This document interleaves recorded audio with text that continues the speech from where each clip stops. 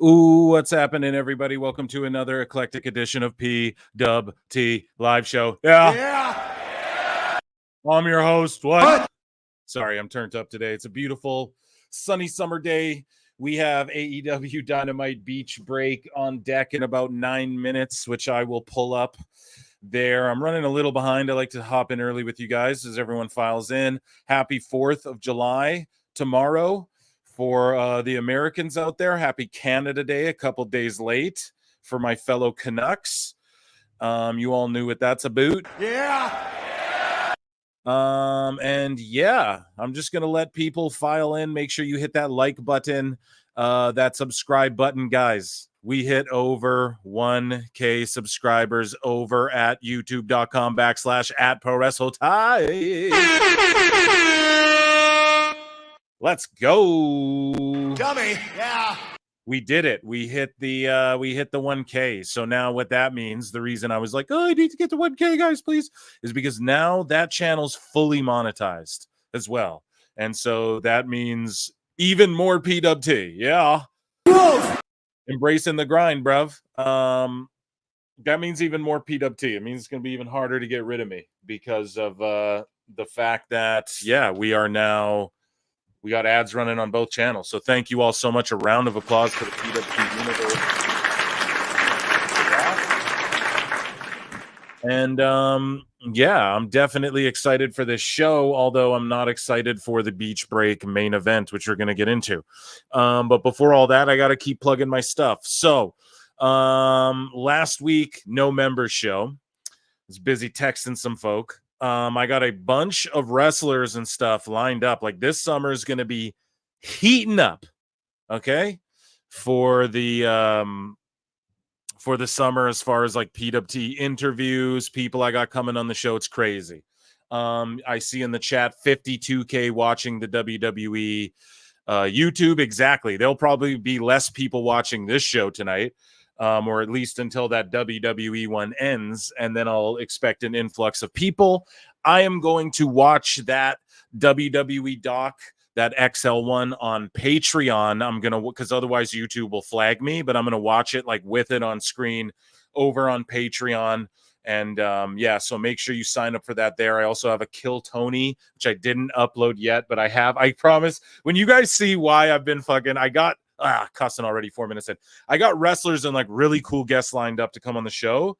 And like people I've talked about a lot on the show too, like whether people that I've said I've spoken to or not, whatever, right? Like people are coming on. And it's just awesome. It's really great, man, how much this is all blown up. And it's all thanks to you guys. So, again, from me, Phil S. Marks, to you all, round of applause, because, you know, it's not possible with you guys. And yeah, both channels were at like 33,700 on the one almost, and then over 1,000 over at Pro Wrestle Time. So if you're not, go subscribe to one or the other. And the live show replays go down there as well. Consider becoming a member, only 99 cents. Helps you support the channel.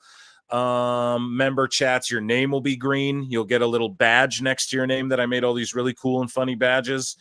And yeah, I don't know. Consider checking it out. I mean, it's a great way to support the channel, and you get your chats shown on the screen, at least some of them, as much as I can get to. There's so many of you. It's impossible to respond to all the comments like I used to do back in the day, just a year ago. It's impossible to keep up with it all, but I try to respond to as many as I can, and I hit the like and the heart and give a thumbs up and all that to everybody. Even if you're hating on me, I don't care. I don't get upset. Emotional damage. And yeah, so consider becoming a member. It's only 99 cents. Either channel, you get the same perks, and you get access to the members only show, and if you're a Patreon as well. And yeah, there was something else I wanted to say about that, but I'm totally drawing a blank. So it must not be that important. Dummy. Yeah. Dummy. Yeah. Some about membership. Oh, yeah. If you want to super chat in, you'll for surely get whatever you want read on the show. That's what I wanted to say. But otherwise, I'm going to flip through some green chats like I'm doing now. I, of course, am giving everyone time. I believe that doc will end at about, you know, maybe sooner. You know what I mean? So we're going to let people file in. I wanted to watch it too, but I'm like, no, I'm going to react to it raw on the Patreon because I would watch it here, but they'll just pull me down if I just spent this event watching it. So, you know, we had Dave Meltzer talking about super wrestlers in AEW the other week. And now this week we have Andrew Zarian talking about there's going to be they're doing a mega main event for Dynamite. Now, did he mean this one? Did he mean, I don't know. I have it in Phil Marks bookmarks, but it's like, did he mean Beach Break? Like Garcia versus Osprey? Or did he mean like this event here? I'll read it. So you can't hold on. Let me just see here. Andrew Zarian. We'll jump into Phil Marks bookmarks, but let me just see. Mega main event for next week's AEW Dynamite. So not this week. Okay, I should change the title. I'm a dummy, but I didn't know. But yeah, so not this week, next week, they're having a mega main event. So I'm going to change the title. This is Beach Break Reaction. Because, yeah, the main event's Garcia versus Bruv. You know what I mean? So here, we're going to dive into Phil Marks bookmarks here, and we'll just take a look at this card. We'll go over it as people sort of file in and whatnot. We'll talk about what's going on. But first, yeah, let's tap in with some member chats here. Get my drink open. I'm thirsty, baby. Drinking a Powerade. Oh, Powerade, it's not soda water. Powerade's very hydrating too. It's great. Let's go, everyone. 50K currently watching. Yeah. That's why the viewership's down over here. A few hundred of those people probably jump over when but I'm grateful for all of you that are tuned in here. Roughly, just because I'm going to keep my eye on the viewers there. Yeah. Happy 4th for my American brothers and sisters. Absolutely. Is everyone tuning up their flutes? Of course we are, dude. Flutes all the time. Now up to 52K. That's going to hurt the AEW viewers. They're going to blame it on that. I'm curious if it goes down when Dynamite starts 53K, 54K. I don't think it'll go down. But mine will go up when that shit ends. That's for sure. As well. So not that I'm worried. There could be 10 of you in here, and I'm down to just rock it out with the PWT universe. But you guys know what's up. But yeah, a lot of people taking notice and a lot of cool like guests and stuff. Did I plug everything? Oh yeah. So I did 2 podcasts last week, one with Crossman, and I hope you guys check that out. And I did 2 last week because I was setting up a bunch of other stuff. So I got Ant Evans coming on Friday. So expect another weekend podcast. And also this weekend, I'm going to be out of town. So I don't know if I don't think I can do a Money in the Bank live stream, guys. I'm sorry. I'll do my best. I'll do my absolute best. You what? But if I can't, I'll make it up on Sunday, and I'll just do a random Sunday stream where I review Money in the Bank and I give my thoughts and da-da-da-da, and I'll give my picks over on X at Pro Wrestle Times. And yeah, just because I'm gonna be out of town, dude, I gotta touch some grass. It's too beautiful out. You know what I mean? I gotta hit the beach. I gotta do the damn thing. So I'm gonna do that and drink some cervezas probably. And then when I come back, or before I go, actually, Ant Evans, I'll leave you guys with a juicy one. Ant Evans, he designed UFC Fight Pass. He designed the UFC Hall of Fame. He worked directly with Scott D'Amore in TNA one-on-one. He's coming on the show. We're going to talk MMA. We're going to talk pro wrestling. We're going to talk YouTube. It'll be I was going to say tremendous. I was going to say compelling and tremendous at the same. So I went tremendous. But yeah, I'm a dummy. But yeah, it's going to be a tremendous and compelling conversation, to say the least, with Ant Evans there. So make sure you all tap in to that. I'll upload that this weekend. I'm talking to him on Friday, so I'll try and get it up Saturday morning so that when I'm out of town, you guys got something. You know, I don't like to leave you guys empty-handed there.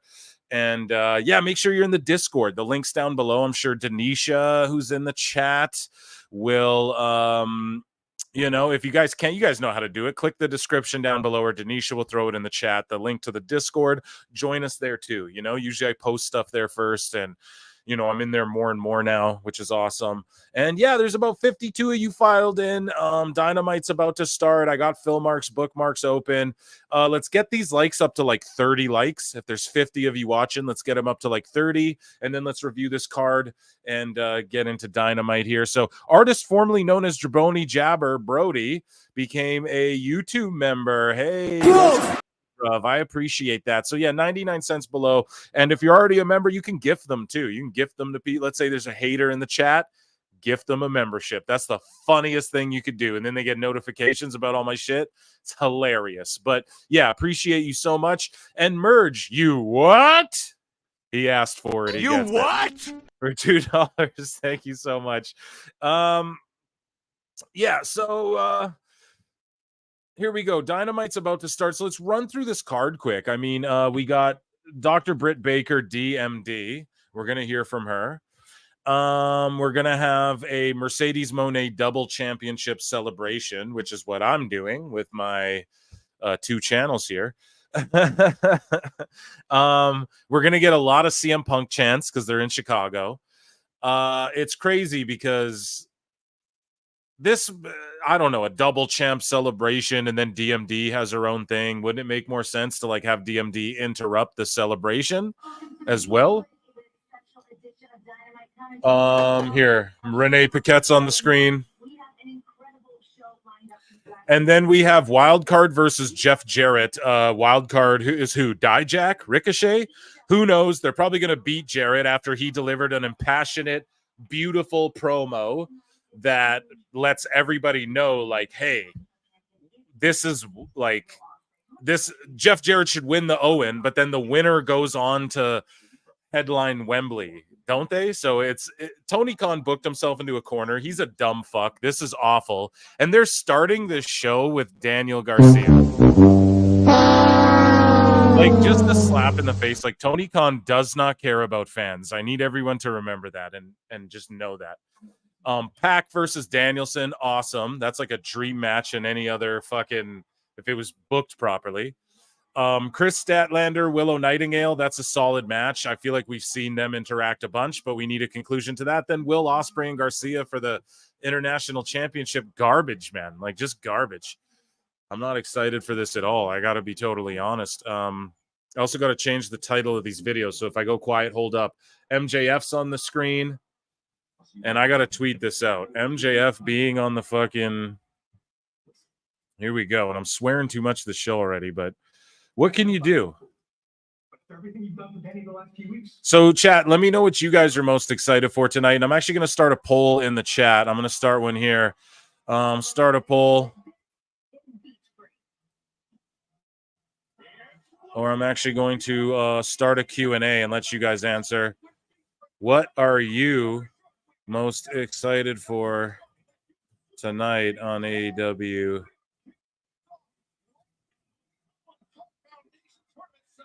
There you go. You guys can answer that if you're on the Pro Wrestle Clips. Yeah, I posted a question. I'm not too sure how those. You guys can go and look over at that and just answer what that is over on the Q&A. We have Danielson coming out to set things off against Pac. So this will be an awesome match, actually. I'm looking forward to this. Not mad at this at all. Let's see what the chat's saying here. Oh, we have a new member. You ain't hype. Thank you so much for becoming a member. You ain't hype. And yeah, and that's the thing. Like most channels, their memberships are like $5, $10. If you become a member to both of my channels, that's $2 Canadian. We're talking that's 70 cents in American. To the pound, that's like 85 cents, dude. So get on that. Here we go.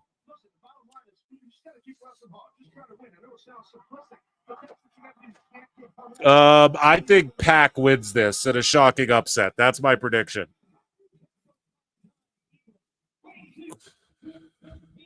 WrestleMania documentary was very good. Good. I'm gonna watch it on. I'm gonna EFAP it on Patreon with you guys, so I can show it on the screen without getting pulled down. 2,000 Thunder level card. Pac and Danielson are equal to the cruiserweights at the time, and the rest is meh. You know what? I'm not going to argue that because realistically, like, you could look at them as like a Malenko Jericho at this level in this stage. Found your stuff a few months ago. I really enjoy it. Greetings from Southern Alberta. What up, dude? A fellow Canuck. Let's go, man. Glad to have you here. It's an upset, though. Danielson giving everyone the rub. Yeah, he's going to give Pac the rub here. That's why he got that win the other week, because that's how Tony Khan thinks you book properly, my dog. And guys, yeah, we have the legendary. I've been chopping it up lately with the legendary. Oh my God, who did I? Sorry, I'm just reading. They're doing a holy shit chant. I'm chopping it up with the legendary. What's his name? Meltzer said what? So he's not interested in coming on the show. He just like, I don't want to make things about me. But now I have a direct line to the GOAT who's like directly feeding me and telling me what I need to know and stuff for these Meltzer Moment of the Week segments. So they're gonna get even better, guys. You know what I'm saying? They are. It's only going up from here as far as PWT is concerned. And I thought I sent this link out to everyone, and I didn't. So let me see if anybody wants to pop in tonight.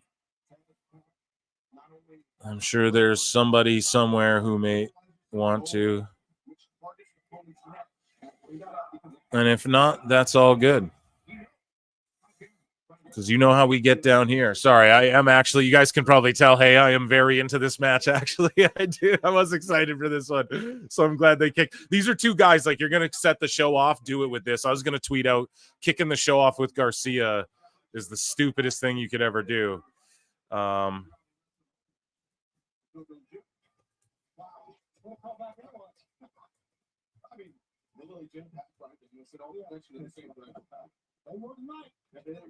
Danielson, nice block. Danielson trying to get out. And a 2-on-1, 2 hands on 1 wrist by Pat. And now trying to grab at the chin. Yeah, I'm excited, man, about that fucking WrestleMania doc. I want to watch it. And they ended it right before Dynamite started. So if anything, they should get a boost. You know what I mean? They should get a boost in viewership for that, like, or whatever. Maybe it makes people like. They're going to use it as an excuse if this rating does bad, but at least WWE like did them a solid. They could have ran it right against them. And so I don't know, man. We'll give a round of applause for a classy WWE. And, oh my goodness, Quinny and Pixel Art for $10 says, I can't hang tonight because of birthday stuff. Haha. But can't wait to listen. Enjoy Dynamite. Bruh. Thank you so much. Is it your birthday, Plenty? And you're saying you can't hang out, but I always ask you questions. You always drop nuggets like, oh, I'm doing calculus. And it's like, well, what? Are you fucking building a robot, or are you in school, you know? And then here you're like, I got a birthday. It's like, is it your birthday, good sir? Whose birthday is it? Happy birthday if it's yours. Thank you for just dropping in, putting 20 down and saying, I love the PWT universe. And I love Phil Marks. And I want to hear more content. And I want to hear you babble when I'm done my birthday party. Wow. Tremendous. And thank you. And I guess I'll give you a round of applause. And happy birthday, guys. Yeah, wish him a happy birthday. If it's Plinian's birthday, I want to see happy birthdays in the chat for Plinian. We will drop some cake in the chat for Plinian. Thanks, Denisha. Yeah, I appreciate you, Denisha, as well. She's in the chat helping out with mod stuff. If you need, you just shout out "Hey D," and she'll help you out if you need like a link or something. I'm pretty sure she's got it on deck. Phil, do you watch the Cornette watch along video of last week's BCC versus LIJ match enlightening? Do I find it enlightening? Yeah, I absolutely do. Did I watch that clip? No, I did not yet. Did I know it existed? No. Am I fucking excited to watch that now that I know that's a thing? Yeah, big time. If I keep it vague, oh my god, what is this guy doing? Plinian again. I gotta. We're playing Plinian some music tonight, guys. We're playing Plinian some music. I don't got happy birthday, but we'll hit you with this right here. Hey, let's go.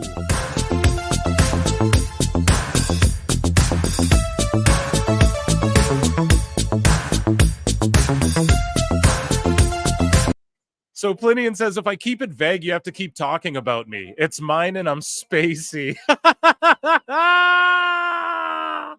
Oh my God. Plinian's feeling himself. Well, listen, dude, we'll give you a round of applause, and I appreciate you so much. And and I'm glad you're spacey too. Here, we'll get spacey off that Perry pack in Minecraft, and we'll join you. We'll try to get to your level. And happy birthday. Just tremendous, and I wish you all the best birthday wishes, and thanks for tapping in just to say hello. Enjoy your damn night, okay? Come tell us about it on the next live show. When I'm back from vacation on Sunday, you come tell me about it on that live show, and we'll chat you up about it. Thank you so much, Plinian Pixel Art. Happy birthday, my guy. That's hilarious. And these guys are chopping the hell out of each other. Look at that Cornette clip was awesome, making it rain on the live stream. No trash in the product. Only thing I'm looking forward to is the in-ring action. Yeah. I mean, and it's okay if it is a trash of the product. You ain't hype. Let it be a trash. You know, you can do that. Haha, appreciate you, Phil, and PWT Universe. Y'all are the best. Well, you're a part of it, man, and you are the best. So Pack with a tremendous divey flipperoo there. And yeah, I couldn't finish my tweet because Plinian just making it rain on us here. What's going on?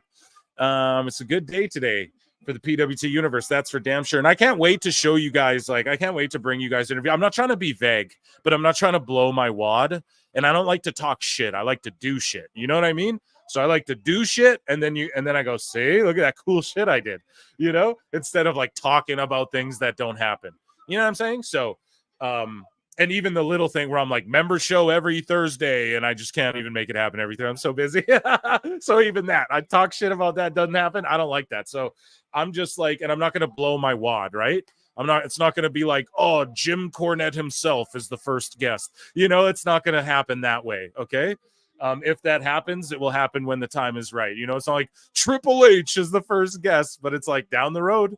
You know what I mean? If that, you know, that stuff can happen. I'm going to build for you guys, right? It's just like wrestling. We're going to build up to those big moments together, you know, and you guys have been here with me for the ride. And I told you just over a year. And I told you, man, it's going to be good when you guys see what's coming and who I'm talking to, who I'm chatting up and yeah.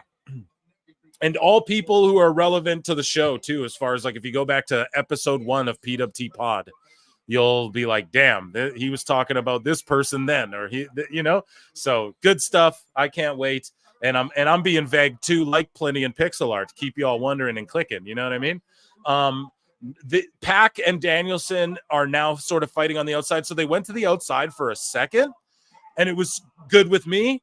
and then they took it right back in the ring, and then now they're outside doing chops. Usually in AEW, a Mox match pops off, and then they just brawl outside to get the crowd hot, and then they take it to the inside. I like that they just worked on the inside first for a while. Now they're taking it to the outside. Very WWE paced match. Everyone's going to say, this match was awesome.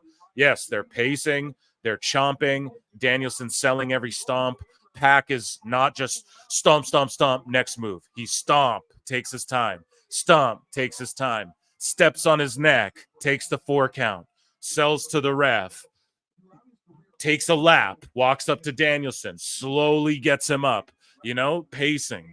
This is what makes good wrestling. Jesus Christ. I'm not letting Plinian have all the glory. I'm not George Captor, I appreciate you so much as well.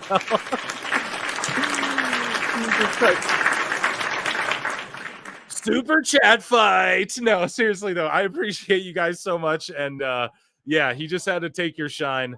And I don't know, Plinian. He's taken a bit of that glory. It's not your birthday, George. So ultimately he does win. Is his day technically, but on your birthday we'll remember this moment in time. Thank you so much.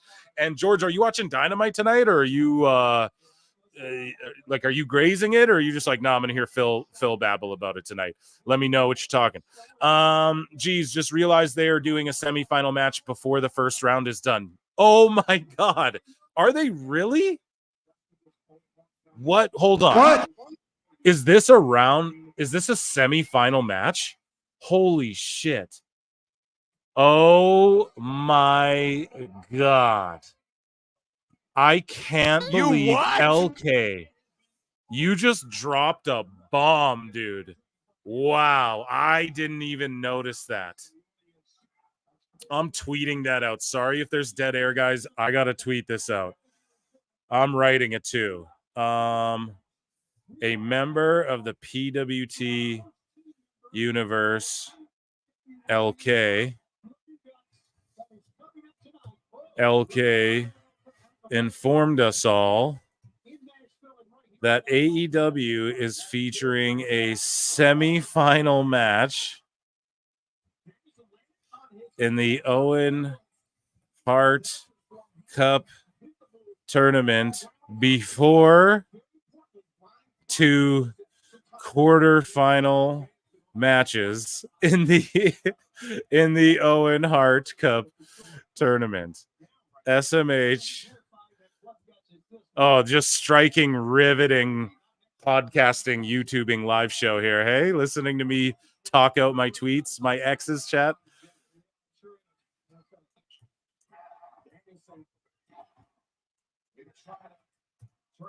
We are live now, and I'm going to drop the link here. Hilarious. Thank you, LK, for that. That's like I need a bombshell sound effect because that's crazy. It's actually nuts, and I didn't even notice that. So that's how much I've cared about this tournament. Like, I could care less. Here we go. Pinning that to the profile. That for surely will trigger people, dude. Two, me point. So like tournaments, like a round robin, That's what we're gonna get. That's what we're gonna get in response. Shit, you ain't hype. If AEW slow down their matches and actually use ring psychology, the sickos will rage and say they sold out. They might, but at the same time, you know what? You ain't hype. They be saying all the time, oh, Edge and Christian had a classic. And it's like, yeah, because they built up to the hardcore spots and they're fucking, you know what I mean? They're waiting to do the big moves, and they're doing rest holds, as Dave Meltzer would call them, and they're building up to things. So I don't know, man. We'll see. But if they sit there and go, this Pac Danielson match is great, it's like, well, yeah, look at how they're wrestling. Like, see, Pac hits now he should cover him, though. Now, Pac not covering him here. So what Pac did is he got Danielson to the outside, jumped off the announce table with an elbow drop to the floor, and then did a springboard elbow drop in the ring, and then tombstone pile drived him, and then Danielson kicked out. So that I don't like, right? Like, cover him after. Like, I like the elbow drop on the outside, springboard elbow drop, cover him. oh, it doesn't work, tombstone him then. You know what I mean? But yeah, you are right though. Like a lot of them are starting to say that if AEW is going to go more WWE, then that's not for me, and I don't want any part of this. And it's like, man, shut up. You know. Thanks for the super chat, man. Here, I'll give you a Conan and a dummy. Yeah. Oh yeah. Here we go. Killing it tonight, loving it, doing it. Here we go. A crippler crossface or a label lock, depending on who you ask and what era of time. I can't wait until Meltzer tries to say real sports do that all the time. Brian. Oh, man.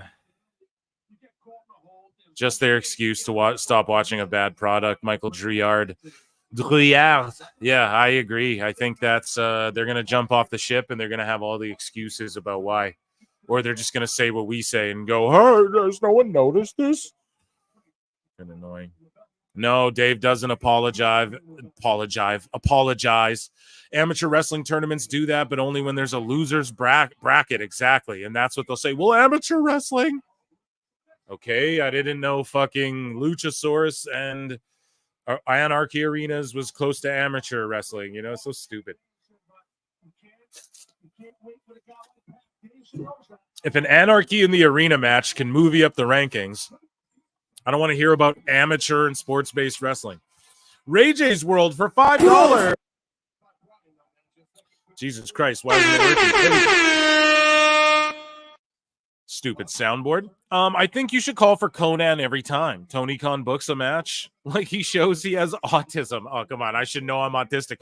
Okay, I was going to say, well, you're autistic, so you can call it out when you see it. My nephew's on the spectrum, severe. He's a severe case of autism. You know what I mean? And so I am familiar with it too. I think everyone's got a touch of something. You know, society's in a weird place these days. I think everyone's got a touch of the tiz. You know what I mean? But hey, that's just me. I'm just joking. But hey, man, I appreciate it. And if you're calling it, hey, I'll trust your word. You know, I'll trust your word on it. And I'll give you a Conan call. And I should call for Conan. The Conan call is the greatest ever. Those who get it, and it's the greatest ever. You know, and all of AEW right now is sort of in that mode where like the fact you have Andrew Zarian, we're gonna cover it in a bit, but just talking about like a mega main event. Like, what are you talking? Dave Meltzer, they have super wrestlers. Like, what are you guys talking about? They can never live up to the hype. And I got some people mad on X for saying that. You know what I mean? I'm trying to stay locked into this match here, though, guys. So sorry I'm not diving into the bookmarks as fast as you would like. I'm sure. Abu Psycho D. I also got to edit the titles of these videos. So give me a second here because it's not the mega main event. It is the... what should we call this? The AEW Beach Break Watch Along. Not enough words for that, or letters for that. So we'll go Beach.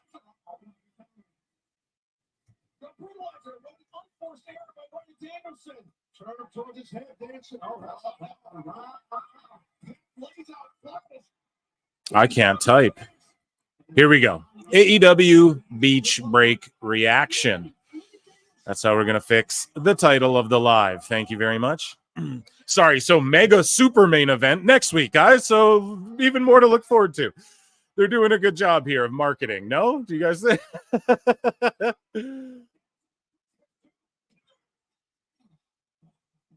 So did Pac get beat? Oh, my God. So, yeah, we were wrong. That's just bad business. So they 50-50 book Pac. Here, I'll end the Q&A. I guess. I don't really know how the Q&A works, guys. So hopefully you guys answered it. I'll end it. And, yeah, I'll put a poll in the chat there after. Pause. Poll in the chat. 110 of you watching now. Please get those likes up to I'm going to beg for 100. You guys know that. I'm a like simp. I'm going to simp for 100 likes. We're at 40 right now. Let's get up to 50 at least. Let's work up to 100 slowly. So later tonight, we have Jeff Jarrett wild card. I'm going to put a poll in the chat, and I'm going to ask you guys Who do you think the wild card will be tonight? And I'm going to put some options. Ricochet, Dijak, Hangman, or what's another one? What would be a good one? Here, we'll put... Okay, so I put a poll. If you're at Pro Wrestle Clips, you'll see the poll. And yeah, get involved in that. I gave you 4 options. Who's the wild card? Ricochet, Dijak, Hangman, or CM Punk? Let's go. We'll end the voting right before when Jeff Jarrett makes his entrance. How about that? So, or Shane O'Mac would have been a good one too. Sorry, I didn't put that one in, but that would have been a good one though, however.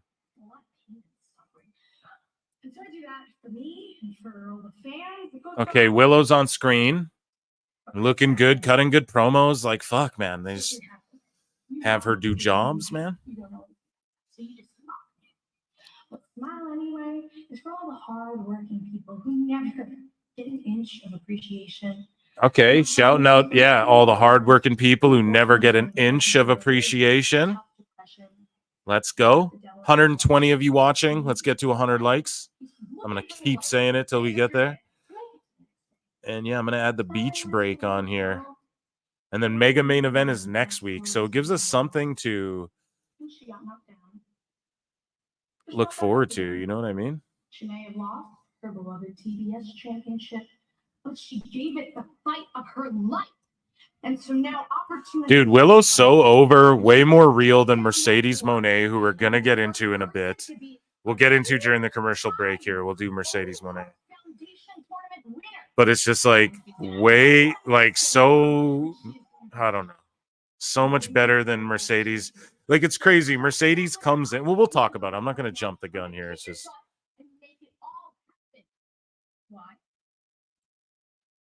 Nothing matters. Nothing matters. Smile anyway. That's what Willow says. I like that. That's a great saying.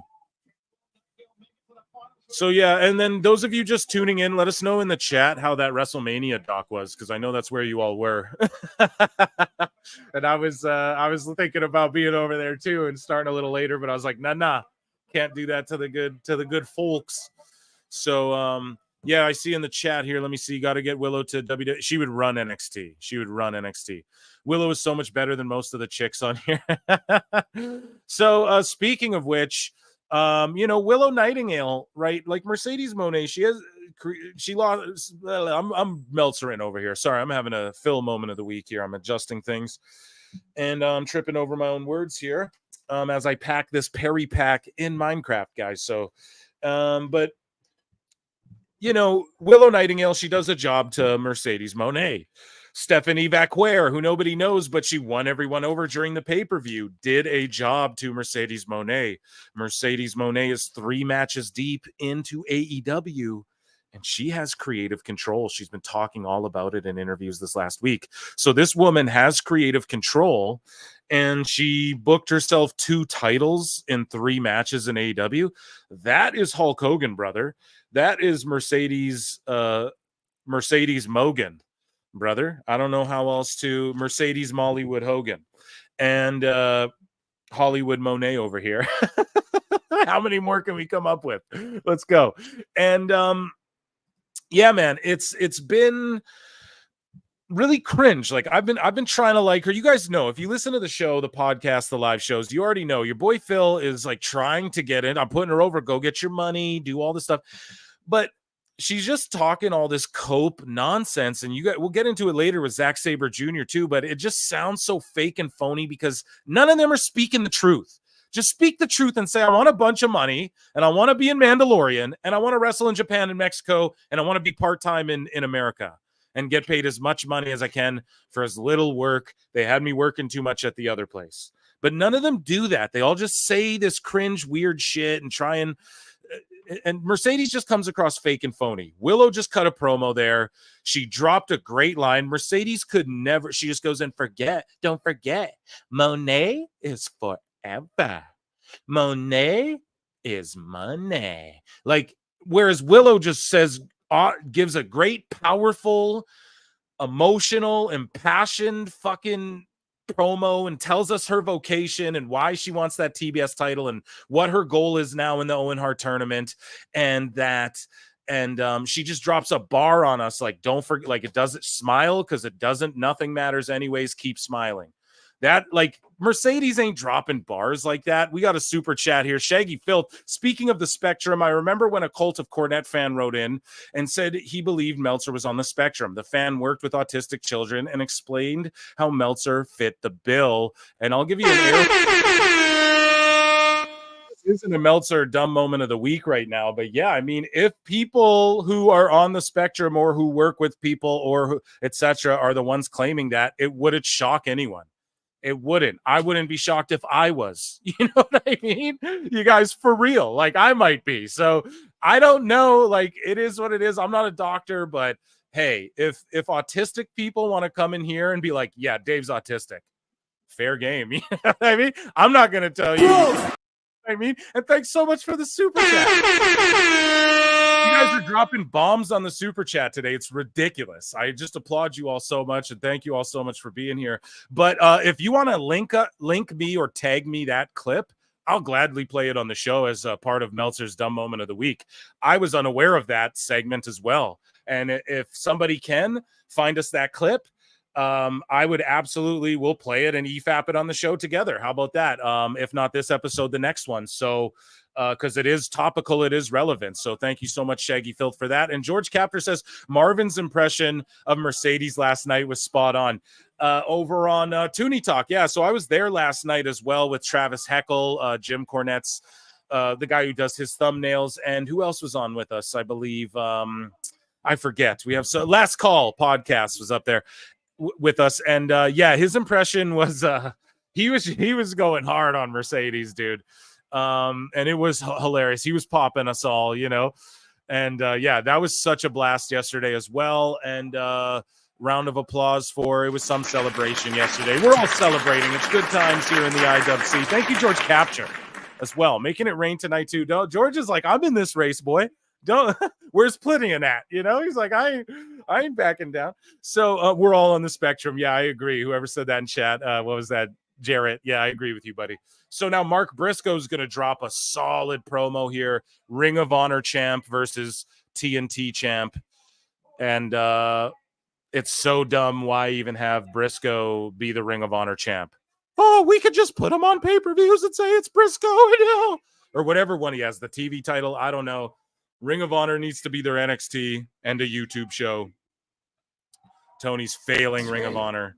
Dead worse than WWE ECW is dead, and I stand on that until the end of time. Anyways, though, we got sidetracked. But so Mercedes Mone, though, you know, we have Willow cutting these impassionate promos. You know, she gets beat. The crowd doesn't like that. You know, Vacquer shows that she's light years ahead of Monet, and Monet came out and said, well, I was looking to make Vacquer in that match. Like, I wanted to make her in that match, and she did, even with a loss. No, she tapped her out clean. It wasn't like Bret Hart making Stone Cold with that with the, you know, bloody tap out that happened. But Mercedes Monet's been doing interviews, and I triggered a lot of people too, and I had people who were indifferent. Some were like, no, I agree with you, Phil, and a lot of people were like, I don't agree with you. You know what I mean? And it's just Monet is just, she explains why she left WWE as we're watching Dynamite, and they're just making a big mistake here. So Jack Perry is beating up Mark Briscoe, and there's tons of heat on it. And then there's tons of heat, the crowd's into it. Then O'Reilly runs out, and then it just completely takes away from that so that they can set a matchup, a tag match with Okada and Perry or whatever. Like, this is so bad. And then the Bucks come out. Like, Briscoe's a singles champ. Perry's a singles champ. Let them just build to that singles feud.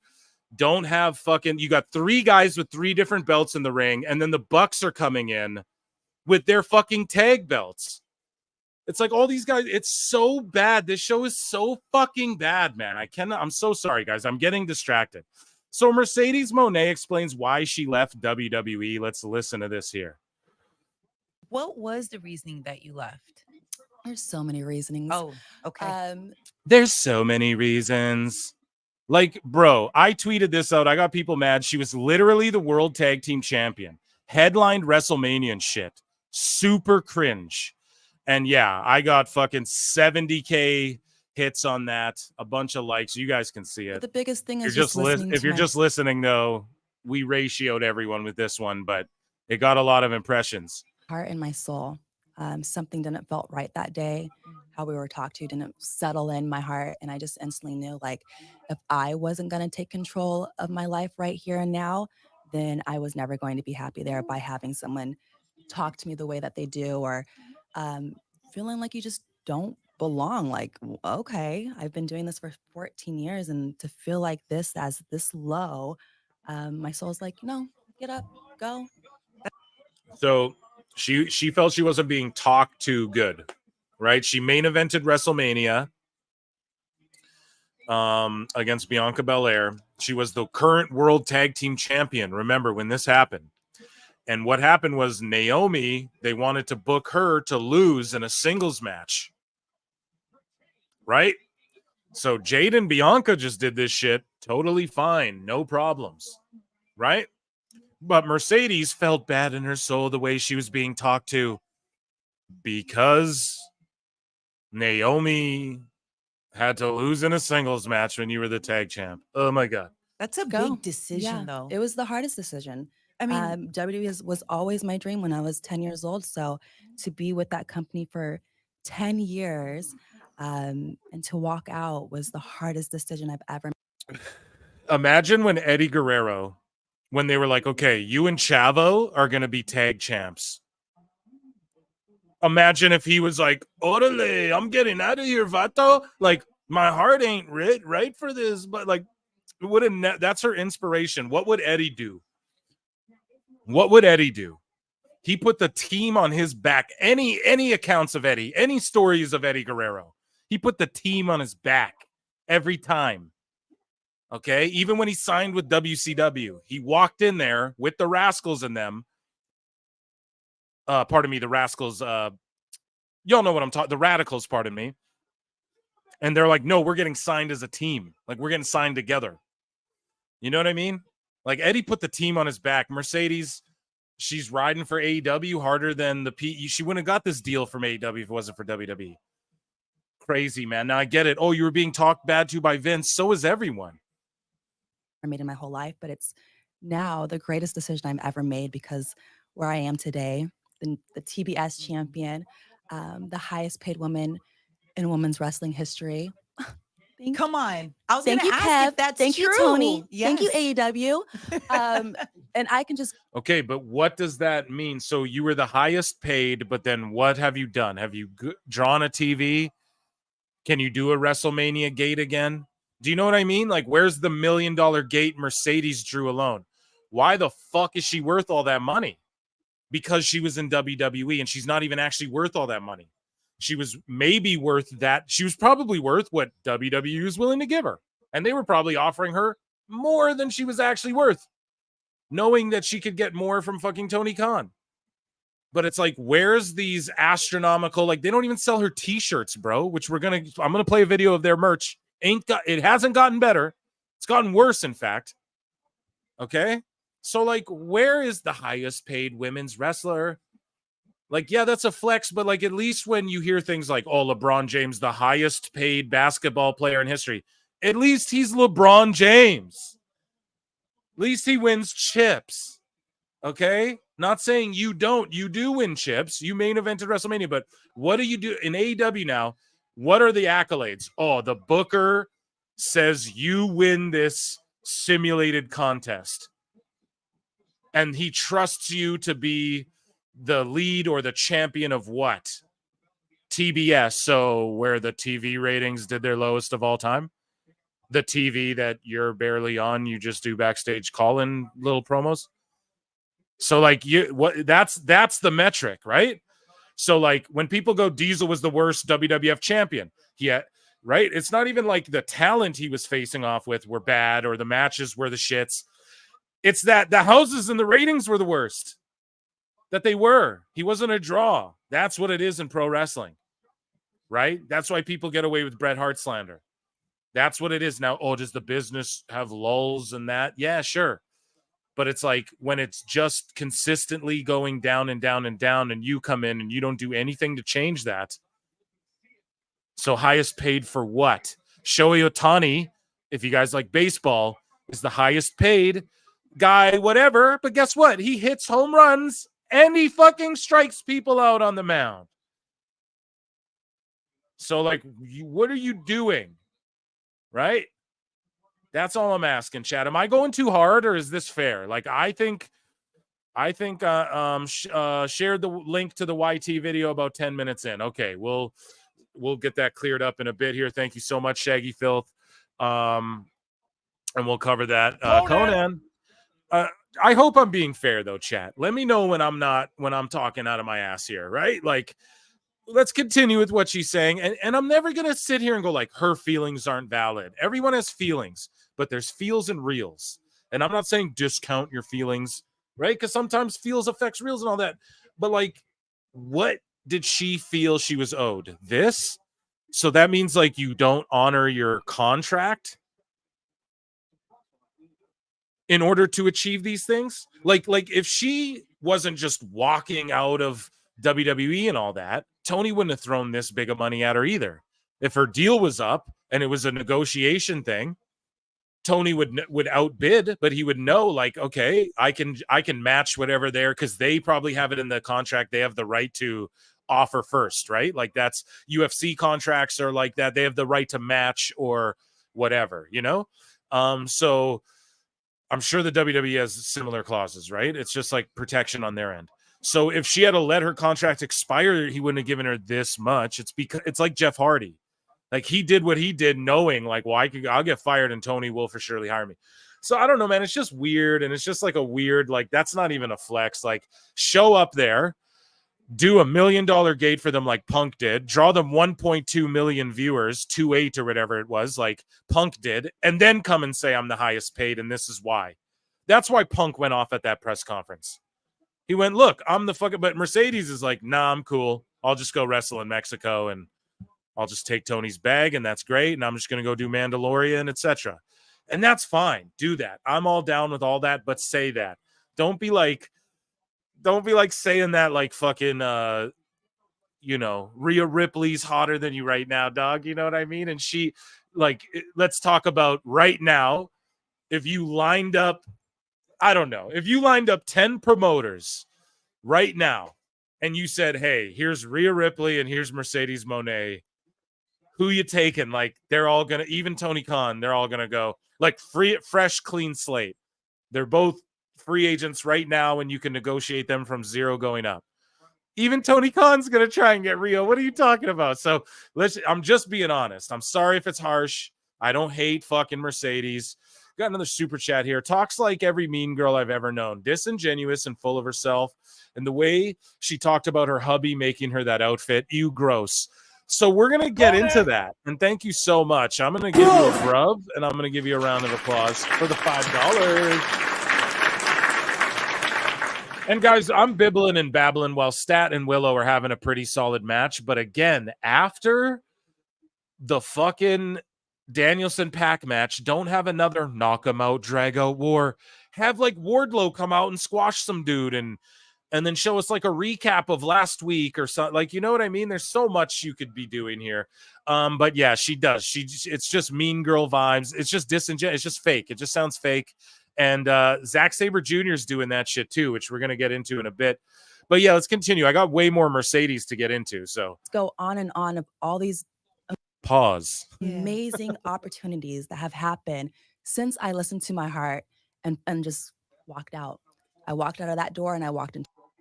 And that's what I'm happy that she just went, I followed my heart. I walked out. I did my acting and I'm going to go wrestle all over the world and do my thing.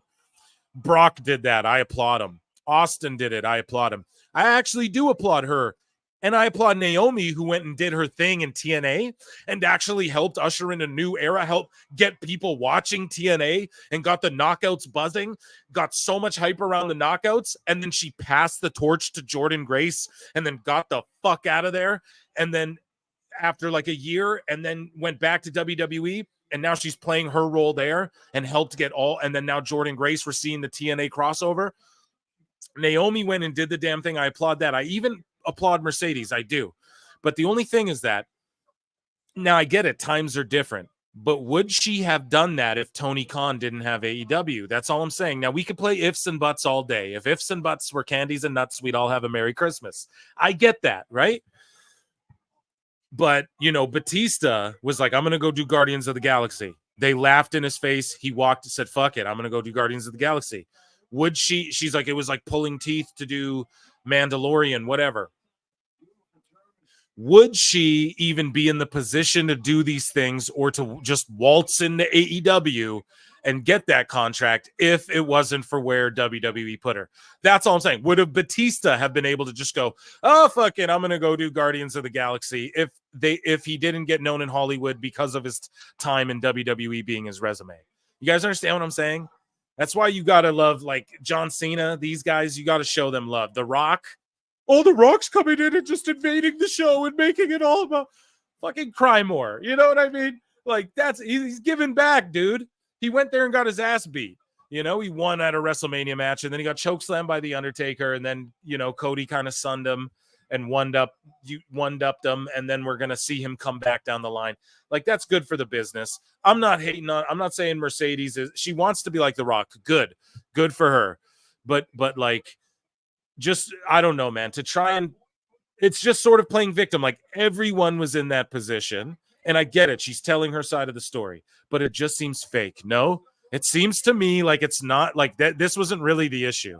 It seems to me the issue to her was she wanted to just go wrestle in Japan. She saw the boom. She saw the money on the table, and she knew, like, well, fuck, I could just go walk to the end of this other place and get money. What are they going to, I'll just CM Punk their asses, you know?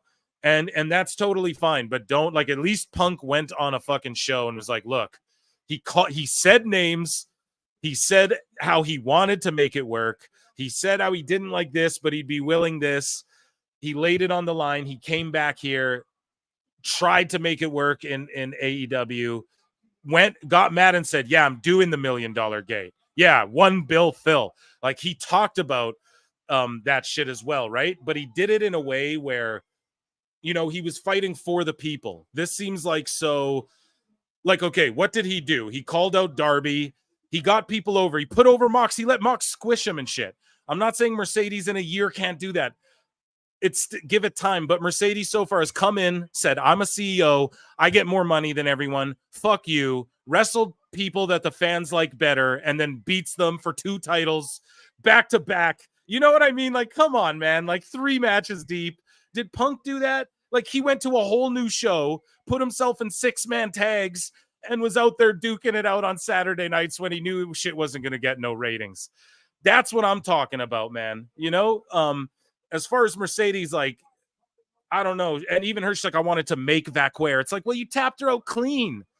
And I'm not saying it should have been a big schmoz, but like Bret Hart made Stone Cold when he tapped him, when he put him to sleep in a pool of blood, like at least sleeper or something. Like, goddamn, the crowd is more behind this girl nobody heard of than you. I'm ranting on Mercedes, guys. I spent a lot of time on that. I might be going too hard. Chat, let me know if I'm going too hard on Mercedes, but I had to get this off. It's just, to me, I don't, and maybe I'm a little turned because Dijak's been, I feel, a little sour grapes too. You know, and I was covering that on the other show, and I got more Dijak stuff tonight, and I'm just like, damn, what's with all these sour grapes when, like, Dijak as well, he's going to waltz in AEW, get a fucking $500,000 a year, and he's just going to, you know what I mean? He's just going to, like, do a match with fucking Daniel Garcia in, like, 2 months, and we're all going to be like, what the fuck, you know? So, I don't know, dude. If tomorrow Tony Khan was like, Jeff Jarrett is taking over creative, I would be like, This is great. You know, I'd be like, this is great. Because it's just, I don't trust Tony with this shit. Would I love to see Dijak in AEW? Sure, yeah. Do I hope he gets all the money in the world? Yeah. Why is he sour grapes to WWE? because they're all stating like miscommunication and they don't communicate things good when they're releasing them and stuff like that. And I do see how that could be a piss off. My only problem with it is we're all saying, oh, Dijak, go Dijak and go Mercedes. Right? Or at least a vast portion of the IWC saying that. And people will get mad for me going on this rant too.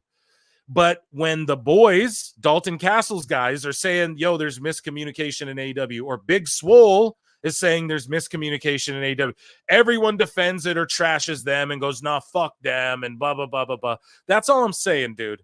So, like, it goes both ways. So, like, what does Mercedes think? That, like, okay, Punk went there, signed the biggest deal, did all this shit. He got hurt, and Tony didn't even call him. And Punk had to pay for his own surgery after Tony talked all this shit about healthcare, and they left Punk at the goddamn airport.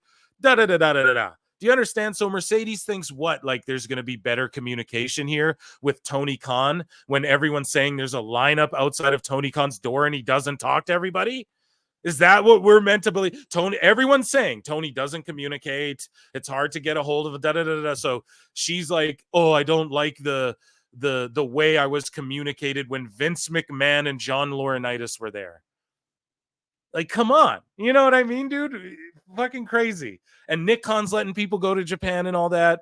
To me, it feels weird to like sour on that for her to like not burn it. I don't think a bridge is ever burnt in WWE, truthfully, but unless you do some like Benoit type shit. But just for her to, I don't know, man, just kind of walk her dog shit covered feet and wipe them on the floor and just seem fake, like she's cutting a fake promo. This sounds like her wrestling promos. Is she talking real or doing a gimmick? I can't tell, and I don't like it. And it's not about getting worked as a wrestling fan because, you know, like, is this her trying to be real? And for some people, being fake and pretentious and obnoxious is what they're being real is. You know what I'm saying? So anyways, guys, 150 of you watching, get those likes up. We need 100 likes on this thing. Please and thank you. When Jarrett comes out, we're going to end the poll. Let's continue this. I'm going too hard. I want to let these clips play, but I had to get this off. It was building up all week. To so many more doors that were open for me. So it's a beautiful thing. When one door closes or when one door they want to push you out of it, just know that there's so... No one wanted to push you out. They left. They wanted to build the tag division around you and wanted you guys to lose in singles to help get over the singles division and help differentiate. Here's a tag team and a dominant tag team when they work in tandem, and then here's a dominant, like, do you understand? They're trying to separate it for once, and you got mad, left them without a top team, and fucked everything up because Ronda got boo-boo face too. I'm sorry, guys. Many doors. There's so many keys waiting for you to grab to go open those doors and opportunities. So you have to go out there and get it. And know it's okay to be afraid. Yeah. It's okay to be afraid. Right. It's okay to make mistakes because that's how you grow. That's how you learn. And these past 2 years is where I've grown the most. And it's the most fulfilling feeling in the world, knowing that I made mistakes, but how I overcome them and where I am today. Because I feel the greatest I've ever felt in my whole life. Yeah, man, like $10 million will make you feel the best you've ever felt in your whole life. I promise everyone in the chat that. Okay. So yeah, that was just, I don't know. I didn't like that whatsoever. And then, so another quip comes out from this interview and she goes, this is via @AwfulWrestling. So Mercedes Mone reveals she was, let's read this. Disgusting ring gear designed for her husband, Mikadze. And she, like, I don't know, tells the story. I was pissed off. I was mad. It was Money in the Bank. He made me this disgusting, ugly, lupus green, yellow, white, and navy together. I legit cried and screamed, I'm not going to wrestle good. This makes me look ugly. I hate it. And I made him feel so bad. I'm like, this is not what I said. All this stuff. And honestly, it didn't make me feel confident when I went out there. I remember doing my entrance and I slipped a little bit. I was like so mad. You what? Emotional damage. Let the soundboard talk. I can't even talk. I can't talk, B. Homeless cats in the chat? No. For real, though. Like, what does that...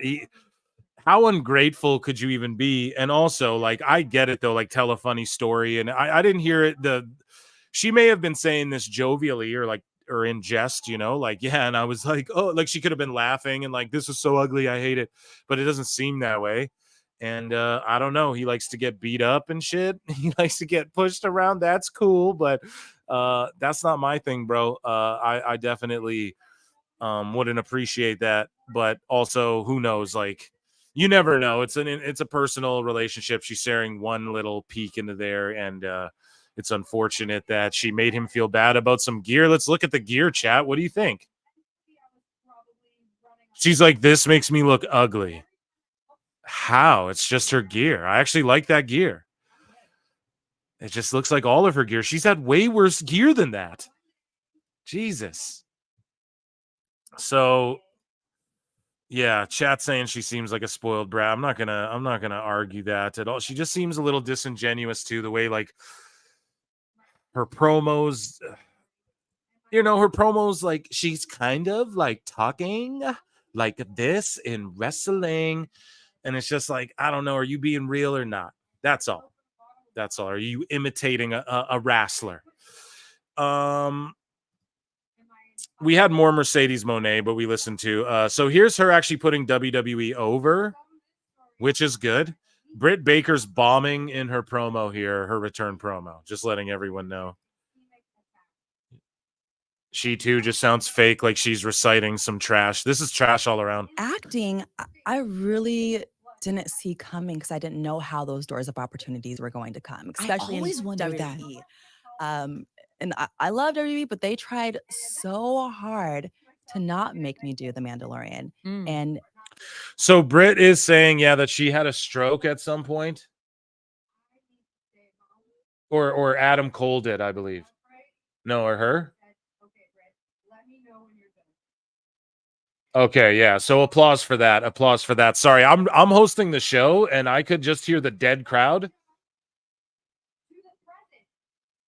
And she was talking about who had a stroke. Someone tell me. Because I'm not hating on that at all. That's super scary and crazy. And I hope she's okay. And it just goes to show you that yeah, or was that her? Is that her talking about Adam Cole, guys? Sorry, we got diverted here. I think she's talking about Adam Cole, and she had a transient ischemic attack. Okay, a mini stroke. Okay, so prayers up for Britt Baker. And I don't know. I popped hard for her return and said this is great for her. And I don't know. I'm glad they're giving her this time to share her piece. But then Mercedes is going to come out and usurp it with a 2-belt celebration. Britt better come out and just beat the shit out of her, and Mercedes better go full heel, and then I'll get totally behind this. If this is all some crazy ploy, like us covering Mercedes here has been some crazy ploy to make everyone hate her, so she's got real heat, hey, they're doing a good job. I don't think it's that, but if they're going to pivot into her being a heel, they should do it right now, and hopefully Britt beats the shit out of Mercedes. I'm happy she's back, and I am a Britt Baker fan, so talking about herself, she must have been poked. Keep the poke talk out of YouTube. Doesn't like that shit, but hey, I'm not a doctor. I'm not a DMD, so I don't care if you did or didn't. That's none of my goddamn business. Just keep that chat out of here, because it's YouTube is just weird about it. You know what I mean? I did a video today where Awful wanted me to react to like Matt Camp got fired from WWE The Bump, and he was like, oh, I almost had Anthony Fauci on the show. So then I put Fauci in the thing, and it got like 200 hits. Like, no one wants to watch a video about that shit. Even me saying that in this video is YouTube's gonna be like, oh, what about it? You know, so I just don't, whatever. Anyways, here's Mercedes. Put me on house shows when I was supposed to film, and it was pulling teeth. Wow. Just to get on that show, just to be a part of that show. So these new doors of opportunity here at AEW, I have all the time in the world to go do acting and more, and Tony will pick me up on the private jet. See, that's what it is to her. She thinks this is cool. Like, she thinks people like this. People don't like this in 2024. We want people who are down to earth and relatable to us. People understand the division in classes of human beings, right? Like the old conspiracy, all the black helicopters. No, but listen, there's like the division is in classes, dude, and making it hard to live for some and easier to live for others, dude. That's how they keep people divided politically and all other types of ways. And whatever, however you want to attribute that. And so, like, she doesn't understand, like, no, this is a heel gimmick. You know? That's why Flair was a heel, dude. He's fucking limousine riding. And then when he earns that, when we're like, hey, he literally gave his body, blood, everything. Like, you're in your prime. You're young and in your prime. You know, then we applaud that shit because you deserve that shit. You know what I mean? But for now, and I'm not saying, oh, I hate rich people. That's not what I'm saying at all. I'm just saying to come in and she's basically Okada, but a female version of that, and thinks that's going to work as a face. Like, that's what they thought was going to work. So it backfired. And I'm happy that they're going to position Britt as her versus Mercedes. I think, yeah, here we go. So she's interrupting her. So I fantasy mark book this, and I like this. This is Mercedes getting out of a truck, and so this is what I mean. This is what it's about to her. It's about acting, and it's about flying on private jets. And now they're doing the right thing. Danny Soros says, Phil, how do I subscribe? One for the 99 cents. There's a join. Look in the description of the video. Yeah, so she's aligning with the Bucks. Okay, AEW cooking here for a second. Hold on. So they interrupt Britt and this speech to have the EVPs go, oh, the CEO, Mercedes, and this is what it's about to her in real life, and say, people don't like you in real life, do that shit and turn it up to 10 in wrestling. Boom. They nailed it right here. Okay? There's a link below. You'll get it. You'll find it. It's join. It says become a member or whatever. Danny Soros, thank you so much for the super chat. But yeah, dude, I love that. This is good. This is very WWE in a good way. And I'm not trying to go, oh, it's WWE. Like, this is a good thing they're doing right here, man. I like this. This is a unique situation. They capitalized on it. Because Britt, like, everyone was hating on her outside of wrestling, right? And so she comes back, a real health incident, and we didn't know about it, and so we're going shit. Even the people in the chat who might not like her here are like, dang, Britt, prayers for you and shit. And no one likes Mercedes because of her real life interviews. Like, listen to this shit that she makes sure. And back to the other oh shit. yeah, I can go act and then fly the private jet. Tony will do what I want. I just do my little dance and he gets moist to it, and and I can do what I want. It's so beautiful. It's so cool that it's so beautiful. You know, Vince wouldn't fly me. Honey, you didn't want to be on Vince's private jets. Yeah, trust me. I don't think many people wanted to be on those planes. You know, like, come on now, girl. You know? And I feel like it's just the universe being like. But they did the double. I'm actually happy that they switched it up here, and they're making her a heel, especially after the story of her just trashing her husband and stuff. Like, whoever, I hope it was Mercedes and Peppermint and Britt who were all like, yes, she has creative control. So she's allowed to say, no, I'm going to actually be the fucking babyface still. So at least she said, no, I'm going to do heel. She's a way better heel. I've always thought that anyway. So.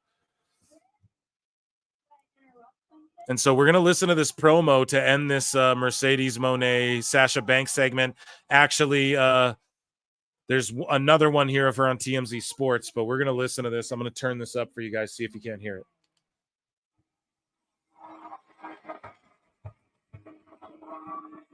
I get it.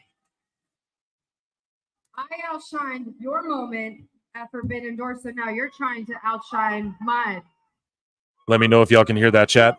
What you do is so irrelevant to me. But if you want to talk about Forbidden Door, let's talk about it. The place of pay-per-view I made famous when I became a double champion. You know, Britt, I should have known you were trying to come out here and steal my spotlight. They're chanting, shut the fuck up to Monet.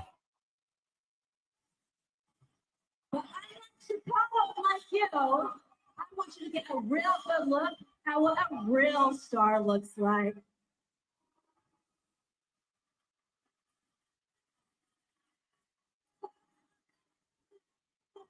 All in.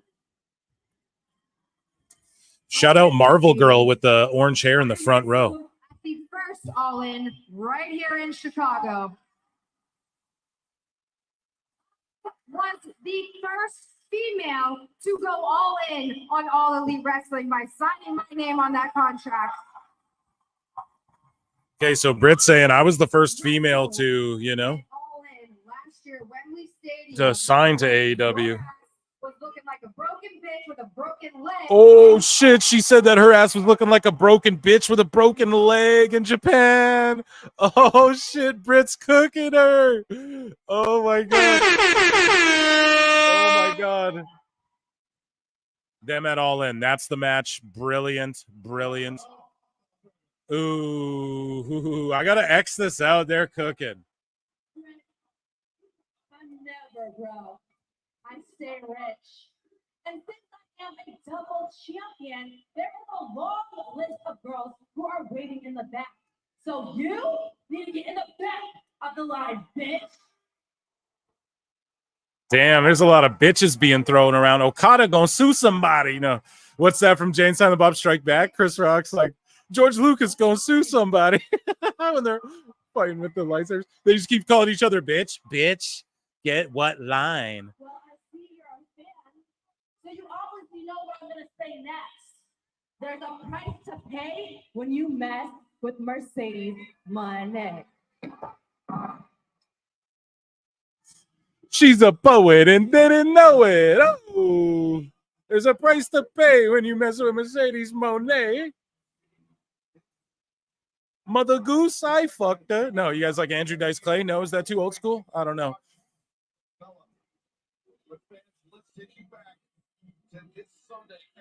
Damn, dude, that segment cooked, and I'm gonna tweet it out.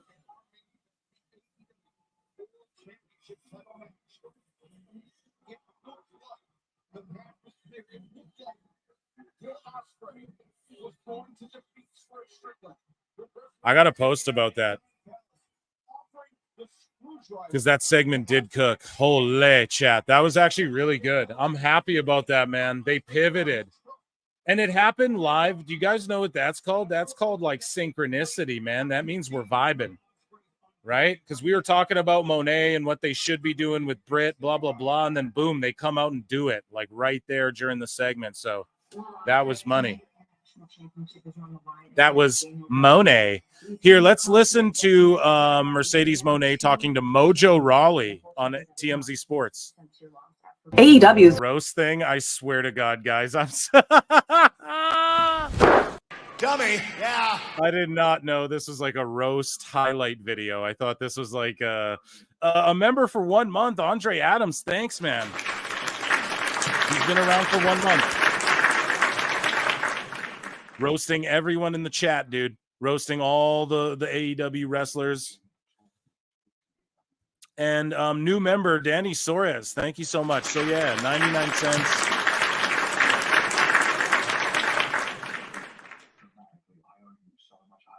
And this is a celebration. Sorry, what did I get swerved? Where's Moana coming from? Is that a thing? Was it? Oh, sorry. Yeah, it's coming from my it's so I thought this was going to be a Mercedes Monet. Yeah, I got swerved, guys. I got worked.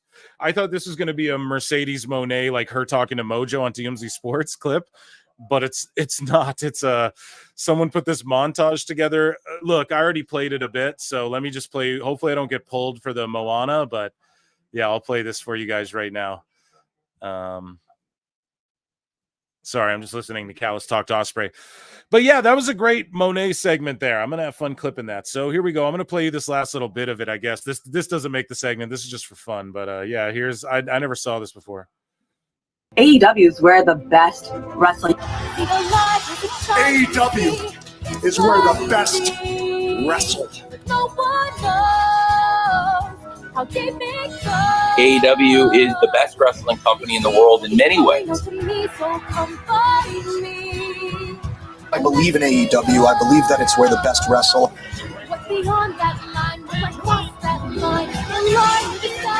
AEW is where the best wrestle. Oh, dude, that elbow drop.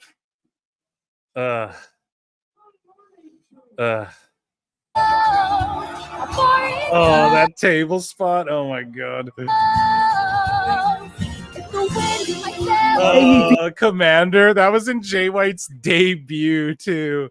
Ugh. Ugh. AEW is where the best wrestle. Shut the fuck up. The rock at the end. Oh my god, I need that for the soundboard. Holy shit. I'm going to keep that bookmark so I can clip that for the soundboard. That's so good. That is uncanny. You guys want to watch a video of hold on. Let me just check through my bookmarks here and see.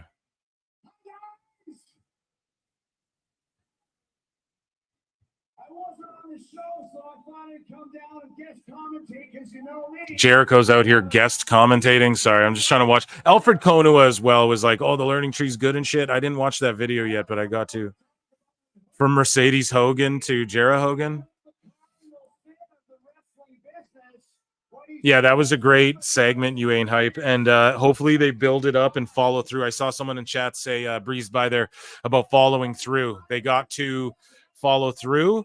And I like that it's Britt and Mercedes for the TBS. And then you have Tony involved in the main title picture. That's really good. They have two solid women's matches just based off of, we know Tony will, whatever she's doing, they're getting the highest ratings. And then you have Britt and you know, Mercedes, who are gonna, that was really good right there. That was really good. And I'm proud of Chicago too for popping for all that, because that was the crowd knew the assignment, you know. They're like, nah, we're gonna chant DMD and fucking switch this girl heel. So it wasn't awkward. So Jericho has security surrounding Taz. You are relieved from your announced duties for the rest of the evening. You have to vacate the Wintrust Arena. So Taz is kicked out of the building, and somehow the EVPs gave Jericho the right to do that.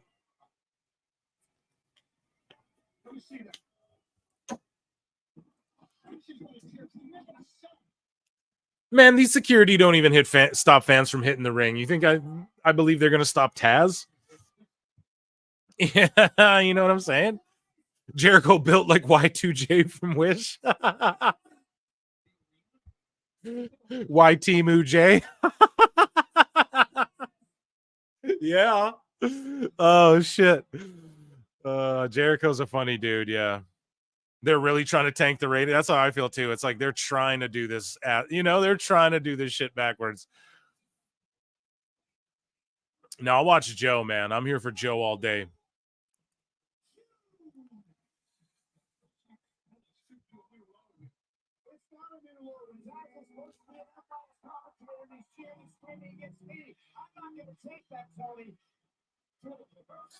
So in other women's AEW wrestling news, Sean Ross Sapp of Fightful reports that there has been some progress on a possible Camille AEW debut. There's progress on a possible debut. What?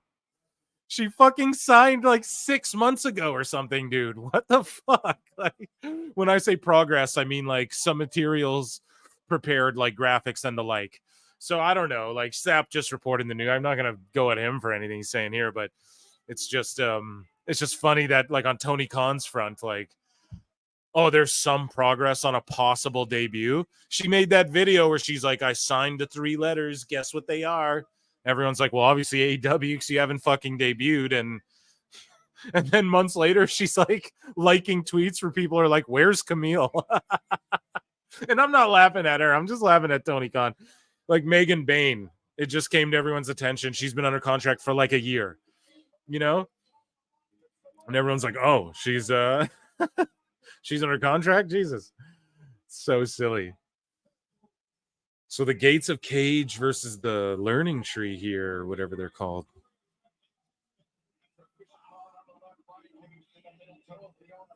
Let's see. Let's see what they got to offer us here.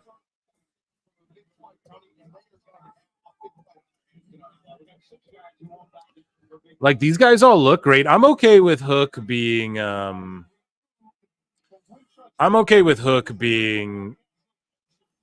you know what I'm saying? Like, teamed with Joe. I've talked about it before. Sorry, I'm watching these entrances. I like the look of these guys too, man. Damn, get them in. Where's the bloodline at? The Bumba bloodline. That's what I want to see.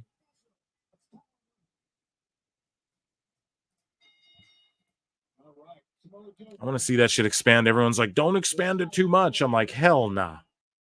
You gotta expand it as much as possible. That's the one faction. NWO it up.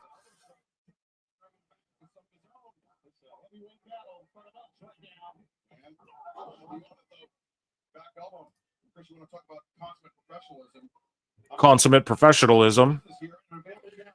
I'm trying to get into this tag match. It's a 6-man as well. I'm okay with Cage. I like these guys left Swerve. I don't know. I want to just get into Joe, but I can't just in these random, like, so he's a trio. So where's the trios champs? Like, how about, or maybe that's what they're building to. Shibata, Hook, and Joe. If they keep building to it, like if Joe and Hook and Shibata beat a bunch of trios, and then they get to Wembley where they face the champs who are also beating trios, and then they, like, I'm okay with all that. You know, I'm good with all that. We just got to get there, folks. We got a couple months. They could do something here if they put their best foot forward, you know? I'm not totally out of that. Like, I'm not like a hater on the 6-man trios divisions or anything like that. Jericho dressed like the final boss from a meth-based action game. Excalibur's such a mark. Yeah. The match will be my piss break. Something tell me Cage of Agony will job this one out. Yeah, they will. I don't know, because Jericho's on commentary, so does Jericho bring these Agony guys all under his learning tree? I mean, I'm okay with that, but it's just cringe how Jericho's like always got a new faction with this new gimmick, and then none of the people in the faction end up getting over. It's just silly. Guys, 135 of you watching. Just incredible. There was even more watching at our peaks, and there was even less watching at our lows, and that's not why I do the show, but I do appreciate how many of you are in here. It must be known. Hit 1K on the fucking other channel. I mean, I don't know. It's just phenomenal. Things are going really good, and it's all because of y'all. So make sure you hit that like, get it up to 100, and show every motherfucking wrestling content creator out here why we're the goats, and the PWT universe is the goated. And yeah, Hook selling his ass on the outside of the ring.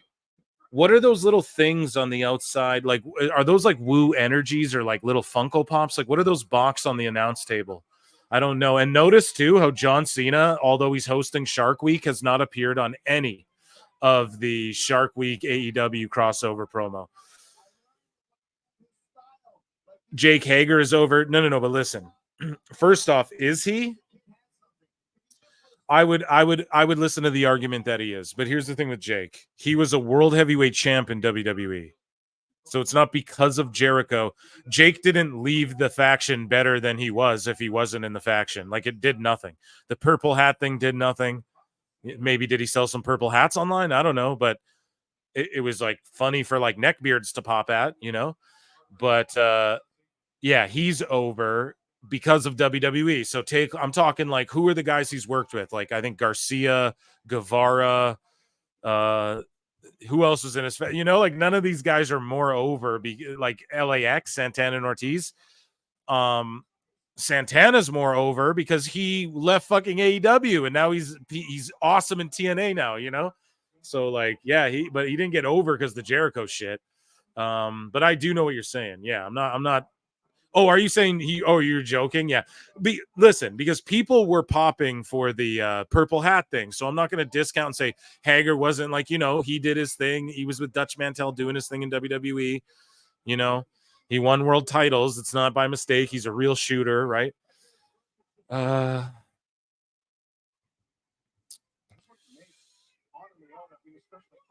Yeah, he is. Hager's the very last Lucha Underground champ. So let's go into more film. Let's just look at funny stuff while this 6-man's going on here. Because we just have some funny things. According to Fightful Select, Daniel Garcia's AEW contract was set to expire in fall 2024, at least of earlier this year, according to sources familiar with the situation. However, one top AEW name said that they don't believe he's going anywhere. Obviously not, bro. Like, he'd be a fucking jobber. Oh my god. Oh my god, dude. What the fuck would he do anywhere else? Of course he's staying in AEW. No one's gonna give him money like AEW would give him money. Anyways, though, they don't believe he's going anywhere and even think he's actually re-signed already, which he probably is. When asking, that's probably why Tony's starting to push him now, because they probably just re-signed him. When asking those close to Garcia directly about his contract status, they said that a lot of his future would likely come into focus soon. So I don't know, chat. What do you guys think about Daniel Garcia? And they're saving the Jarrett wildcard notice. And did you guys see Jeff Jarrett's promo? I don't want to play it and get Don Stevens, but maybe I'll just play the audio to you guys. It'll like make you want to shed a tear, cutting onions over here. And they're going to have him job to whoever comes in. You know, because whoever comes in has to go to Wembley. That's why I'm like, have Jarrett win the whole Owen Hart. But you can't, because like, is that your main event? No, it's going to be fucking Hangman. Hangman's going to beat Jarrett. And then they're going to go, a bunch of heat's going to be on Hangman, and Hangman is going to be heel now and go up against babyface Swerve. The problem is that Swerve just fucking healed on Ospreay, and Jarrett spent a year being a heel. Sorry, I don't mean to yell, chat. I'm sorry, but this is the things that piss me off, you know? So like, they flipped the Mercedes thing, awesome, but this Jeff Jarrett promo is like, you know, everyone wants him to win, and they're going to have whoever comes in beat him. So it's pretty crazy. It was an interview, like an uncut interview with Jeff Jarrett last week. Here, I'll share this with you guys. Damn, it's a long-ass 9-minute thing. Okay, I'm not going to play all this. Basically, he makes everyone cry and talks about how what the Owen Hart means to him tournament, because he, you know, knew Owen. He was fucking tag partners with him. You know what I mean? So he had to go out there and wrestle after his best friend and road partner died. So I don't know. Hopefully he wins it, but they're going to just put Hangman over on him. That's my guess. I know the poll's still going. I will turn it off when Jarrett's making his entrance. And yeah, I guess Daniel Garcia, that's who they value. They value guys like that. And I don't know. We're going to get more dick wiggling as life goes on. We're going to roast some IWC folk. We're going to talk about, so in other news, AEW star Max Caster torches Biden and Justin Timberlake in a pre-match rap at Forbidden Door, made headlines for Fox News, and he's going to appear on Fox News because of this. So I don't know. That's hilarious. It's going to trigger people. Who gives a shit, you know? All that politics shit is just pro wrestling anyway. So it's super funny. I love him because he roasts both political parties, you know, like in his raps, he does all the time. And that's how it should be. Like, all that shit is goofy, you know? So I don't know. Kudos to him. And he's going to go on Fox News because of course they jumped all over that. Oh, like they just caught wind of Caster torching Biden. He does it all the time. He does it all the time, dude.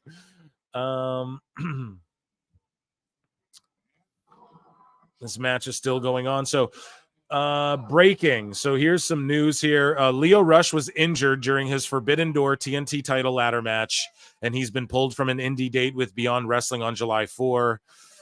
And then, yeah, they tweeted it out. So during that ladder match at Forbidden Door, which I largely forgot about, I won't even lie, because, like, what the fuck? A dude got a nipple twister on the top of the ladder. Like, come on.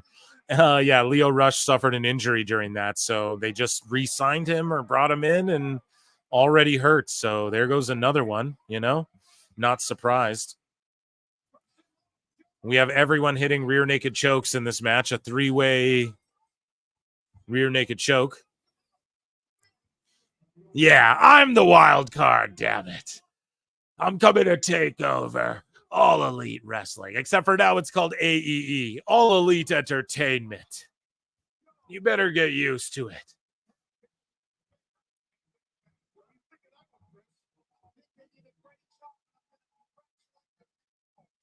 If it's Shane, I'll throw down a $50 super chat. Goddamn. Try to make it rain. Let's hope it's Shane.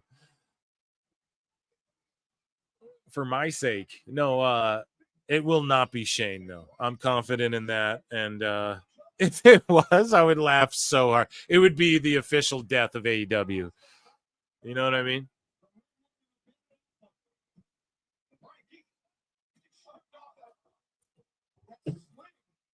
I'm okay with this if, like, whoever wins from Jericho, Big Bill, and Keith, and then these three gets a shot at the trios title. But look at this. You got, like, why aren't your trios champs in this storyline if you're going to have two trios in a storyline? You know, it's really weird. They unified those belts, and now instead of, like, having those unified belts in a storyline, like, that's what Tony Khan thinks. He's like, okay, I'll give you creative shit to do. And yes, Jericho has a belt because everyone has a belt by proxy, and you can't go one segment without a belt in this show. They're meaningless. But, like, Tony just thinks giving people belts is like, here, you just have a belt, and then you can just, like, cut random promos and do random matches, and you're all good. And it doesn't work that way. It's terrible.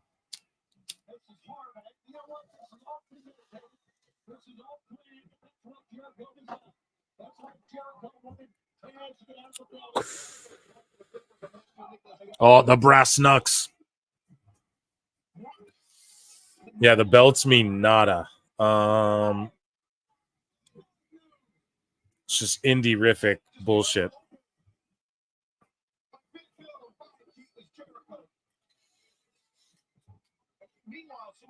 So I got WWE stuff I'm going to bring up, but I just kind of want to get through all my indie AEW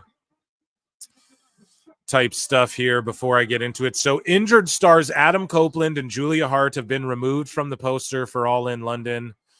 And I quote tweeted this and said, hey, man, you sign Edge. He can't even be on your biggest show of the year because someone thought it was okay. And if it's him, then it's stupid. I'd tell it to his face as well. I truly believe that. But you can make your own decisions. But someone thought it was a good idea to jump off a fucking cage a couple months before Wembley and have Edge do it. Like, anyone else could have jumped off the cage. Edge doesn't have to do it.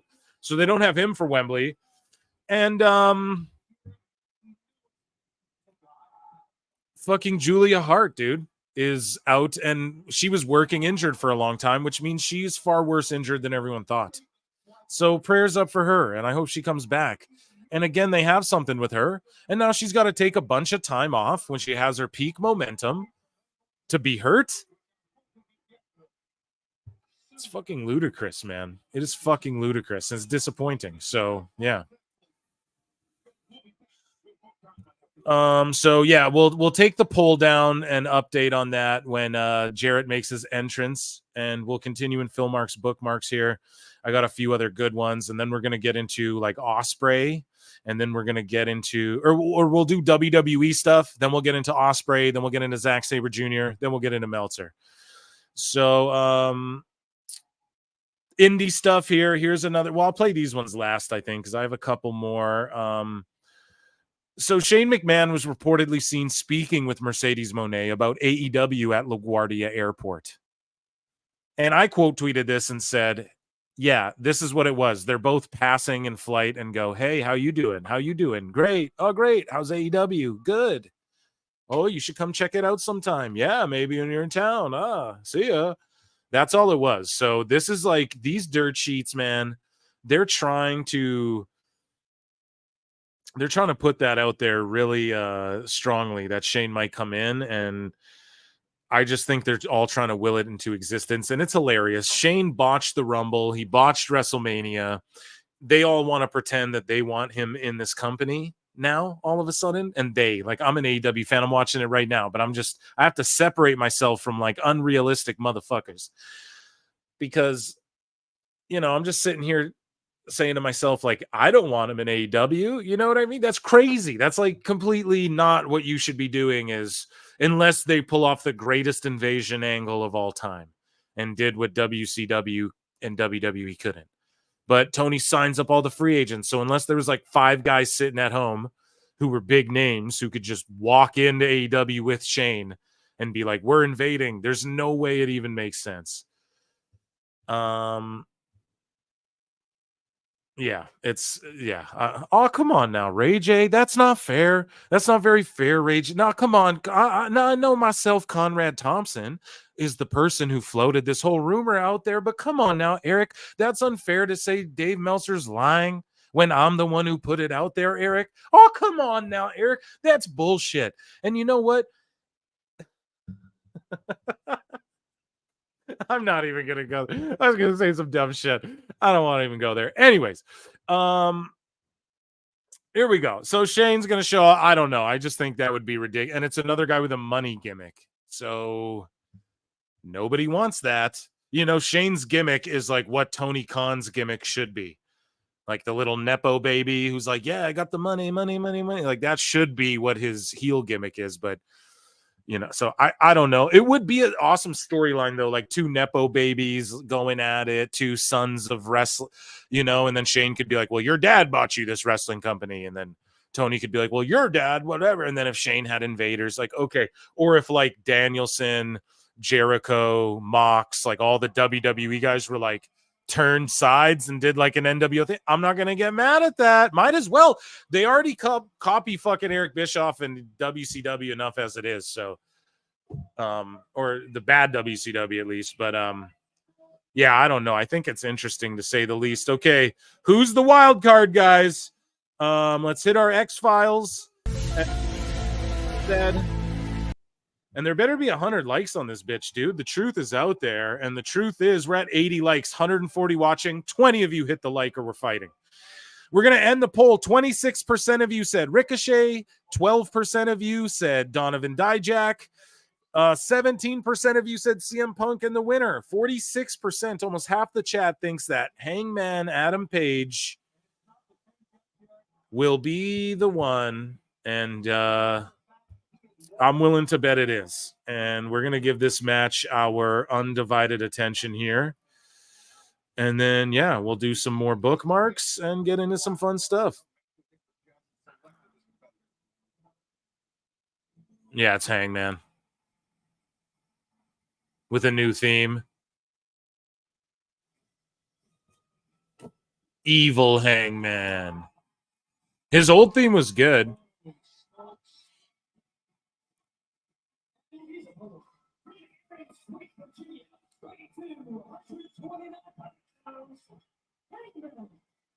So his gimmick is Keith Lee's gimmick. Now he's like an outlaw bounty hunter hitman guy. Or it's just him with a whack. I don't like this theme. They should have just slapped a new intro on his old theme. Or maybe like slowed his old one down a bit.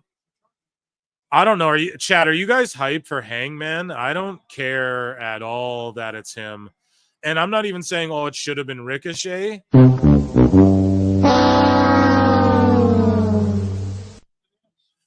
Like, but no matter who they bring in, they're going over. And it's it's evil, monstrous Hangman to fight babyface Swerve, who was just playing a heel against Ospreay. A last minute heel against Ospreay. I don't know. I don't get it. I don't know. Yeah, Brian Keith pretty much. Now he's like bounty hunter Hangman. I literally don't give a single shit about Hangman. Yeah, dude. And people are mad at me too. I said Jacob Fatu's theme, I wasn't feeling it. And people are like, what? How aren't you feeling it, Phil? I don't know. Is it uploaded yet? I'll play it. Like I listened to it back again on Twitter after I watched SmackDown or whatever. I listened to it back on Twitter the moment, and I'm like, I don't know if the crowd's just drowning it out, but I just feel it's super generic. I don't know. It sounds like generic wrestler theme number 8. So, yeah. And then this Hangman one was what it was, man. I didn't really like this one, to be honest. But don't say that too loud because Mikey Ruckus or whatever his name is will literally go at you, man. That guy goes at people on X over Def Rebel. They don't say a word. They get fucking people are trying to cancel them. They hate them so bad, you know. And Ruckus actually has some bangers too. But anyone says anything, I notice he gets so mad at people. It's like, dude, Relax, you got some bangers. Like, at least he's not wearing bedazzled jeans, or are they? Nope. Yeah, that's true, dude. I like his look. I hope Jeff Jarrett beats him. What if they just Andre Adams? What would you think if they just pulled out a Jeff Jarrett hits the stroke and just beats him? You know what I mean? That would be hilarious. Thank you so much for the super chat. I just want to see what other bookmarks I got, because I got some funny ones, but I try and do them in a particular way. So that's Meltzer stuff. We'll talk about that in a bit. Cowboy shit. There's like a weak ass attempt at a cowboy shit. See, the fans are all, they don't know. They don't know what they want.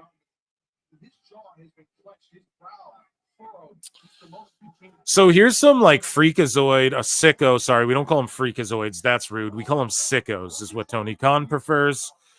And this is an interaction this dude had.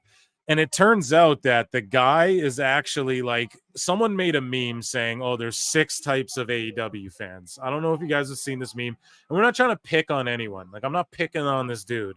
It's just, it's Neckbeard. So it made the show because it's Neckbeard's doing his thing. And he's fucking legendary at trolling. So he screen grabbed this, and this guy right here, who's next to Dax Harwood, is actually one of the people in the 6 types of AEW fans or whatever. I don't know. That aside, right? I'm not trying to like come at this guy, because I know a lot of people are like, oh, that's shitty. This dude, like, he's in this other meme, and now people are sharing this. I don't know, man. I didn't know about all that until this came out. So I just thought this was funny, because just listen to this guy. Listen to this post he made about meeting Dax Harwood, clearly outside of a Starbucks or something. He just obviously jumped in front of him and was like, hey, man, snap a flick or something.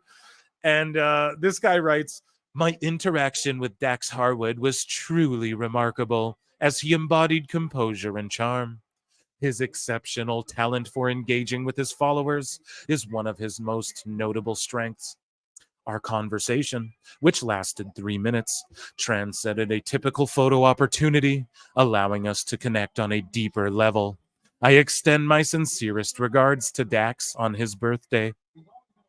So this isn't even from the day. This is like him sending Dax a birthday wish. Oh my God. Oh my God. You what? Listen, oh my God. So the Neckbeard says, or you could just say, I met Dax Harwood. He was really nice. Totally normal behavior from AEW Neckbeards as usual. And here's the thing, okay? Just listen to how this guy wrote this. Guys, I'm going to pull the curtain back on Phil Marks. Ready? I get paid every day of my life as a writer. That's my job, right? No one thinks this is cool. Like, I literally work with writers and editors all the time, right? No, nobody thinks this is like, I don't, maybe this guy's a writer. I don't know. He takes himself way too goddamn seriously. That's what that Sidgwick guy does too. And it triggers me for whatever reason. I'll admit it. That shit triggers me. So I thought this was hilarious and adorable. This guy just loves Dax so much. And you know, Dax loves him too. You know, until Tony don't want to clear that check no more, and then who knows? You know, who knows what he'll be saying? But I thought this was adorable. I had to bring it to the show. Phil is Gene Malay. Was this written by AI? No, dude. That type of emotion can only come from a true, you know what I mean? A true Curtis D in the chat. Dio Atlas, nice. That can only come from a true fucking sicko. You know? That's hey, that's the word Tony Khan. That's the shirts they made. I don't know. Don't put the word sicko on me. Freakazoid offended everyone. So sickos. That's what's so funny too. Like, they're all mad. Oh, Ariel calls us freakazoids. And then Tony Khan just comes out and goes, no, we're not freakazoids. We're sickos. It's crazy.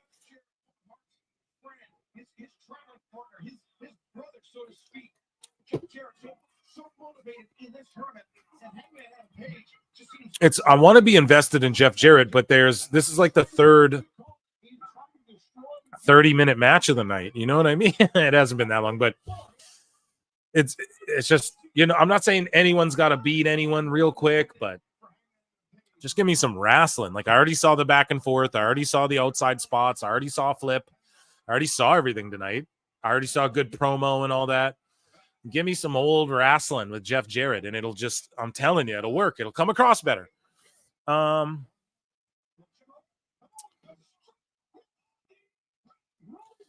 and by the way, I have a human head in my fridge that is shaped like his now. Who's saying that? That's crazy. That's crazy. Everyone investigate that guy in chat saying that there's a head in a fridge. That's terrifying. Michael Driard says Aubrey Pigtails makes it easy to take the reins. Oh my God. Oh my You what? God. Oh my God. Oh, bro. That is ruthless. Andre. Michael Driard just came in crazy. Absolutely insane, man. Oh my God, I didn't even notice that. You are bloody savage. I'm going to just say no comment and thank you for the super chat. Oh my God, dude, that was insane. Yes, hit that like button. That's one of the most legendary roasts. I feel bad like laughing at that. That's how. Yeah, nice. Quantum Leaper. Yeah, this dude just came in saying some crazy shit. I don't know. Conan, where is it?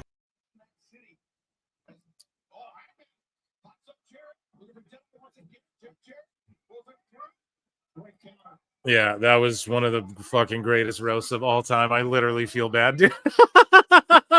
You can't even believe that. I didn't even notice she had pigtails too. She was doing a good job. I said that on the pay-per-view too. I was like, wasn't distracting me, as much. Like, yes, you see her reaching in the jazz hands, but maybe I'm just used to it. But it's like on the pay-per-view, she didn't distract me too much either. So this match was going pretty good there until you brought it up. Now I'm going to be staring at her the whole time. God, that's hilarious. Speaking of hilarious, I've got more IWC stuff, and here is that's more WWE-ish. So here's like the AEW merch stand who is at the pay-per-view. Speaking of the pay-per-view, this is a video someone made a TikTok from the AEW merch store, and anyone who's been to their TV shows knows, like, that's me. I'm just making fun of the guy standing by Dax Harwood. And after what he said, yeah, exactly right. Oh, I love Dax Harwood so much. And I have a head shaped just like his in my freezer. Yes. See, when you come in with heat, so you don't got to be a member all the time to make a show. Thank you, Quantum Leaper. I thought you were trying to murder me. So thank you for clarifying. Thank God you weren't talking about me, sir. But yeah. God damn. Jarrett's got a sharpshooter. The crowd's popping hard. I love it. Hopefully he hits Hangman with a sit-out tombstone. Yeah, crowd pop. And Chicago's great. But anyways, though, Forbidden Door, here's their merch selection at the pay-per-view. This guy films it. Look how awful this is. This is mind-bogglingly bad. Okay, when I was there, they at least had Sting masks and shit.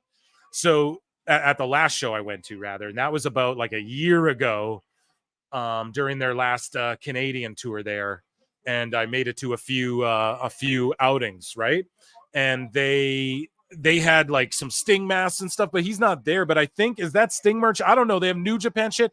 This guy roasts it harder than any. Now this is a pay-per-view too, mind you. So I was at like Dynamite and Rampage, and they were doing collision tapings and shit. Hangman just landing like shoot blows on Jarrett. But yeah, he was just punching him out. That was great selling on Jarrett's part. Yeah, so Hangman just beats Jarrett. Nothing's gonna come of this, man. And then Jarrett will just be with heel Satnam and fucking Sanjay doing heel shit next week. It sucks, man. But yeah, here's the merch. Like, I don't know, man. Early on, I bought the Orange Cassidy shirt. You know, I was buying New Japan merch back in the day, but you know, early on, man, you know, I was getting the Bullet Club shirts and all that different shit. You had Cody, you had Punk, you had good stuff, and now there's just nothing. There's nada. So this is trash. This guy roasts it. I'll pass it off to his handle will fly up here at J Arias. AEW, for the second time in a row, y'all have the worst merch selection I have ever seen in my life. Straight AEW branded shirts, bro. The only wrestler shirt up here that's not promotion is LIJ, bro. And all these shirts are $50. Every single shirt is $50, bro. I'm not gonna lie. I wouldn't pay $50 for any of those fucking shirts and those cheap ass I was there Forbidden Door. Bro. And look at this. Like, he breaks it down further. Like, I'm just scope some of these out. Like, oh, you want a Bullet Club America shirt? Bullet Club fell off, dude. Right? Like, the most recent Bullet Club shirt I got was a long ass time ago, and it has fucking bleach stains on it. You know what I mean? And I just like wear it to bed, or my girl wears it to bed, or when I'm fucking mowing the lawn or whatever. So it's, you know what I mean, dude? These Forbidden Door shirts aren't slapping. The match card, maybe, but that's like real Mark shit. You know, people want stuff they can wear in public, especially these days.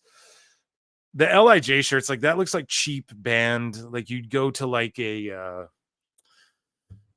some local band. You know, you guys know what I'm saying, right? Look at these little mini banners, and he'll tell you how much they cost. The belts, okay, sure. Hats, maybe. Those hats, look, the color scheme's nice. I'd maybe rock that. A New Japan hat, I'd maybe rock that. I'm not a big hat guy, though. But yeah, it's that hoodie looks like ass. Like, look at that. That looks like a kids like hockey team hoodie or something. I don't know. Let's just keep playing this. Easily the worst merch selection I've ever seen.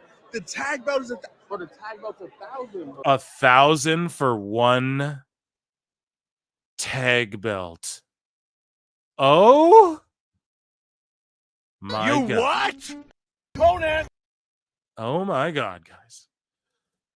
Bro, what? This is insane, bro. MJF just came back. No MJF shirt. No MJF shirts. Wonderland of Wrestle USA. They have a fucking shirt here. Okay, guys. Oh my God. MJF just came back. They're in Long Island for this pay-per-view. They have a fucking shirt that says Wonderland of Wrestle USA in a shitty navy blue that your grandpa would wear to the grocery store at Tuesday afternoon. And meanwhile, they don't have an MJF scarf even back there. Where's the MJF scarves?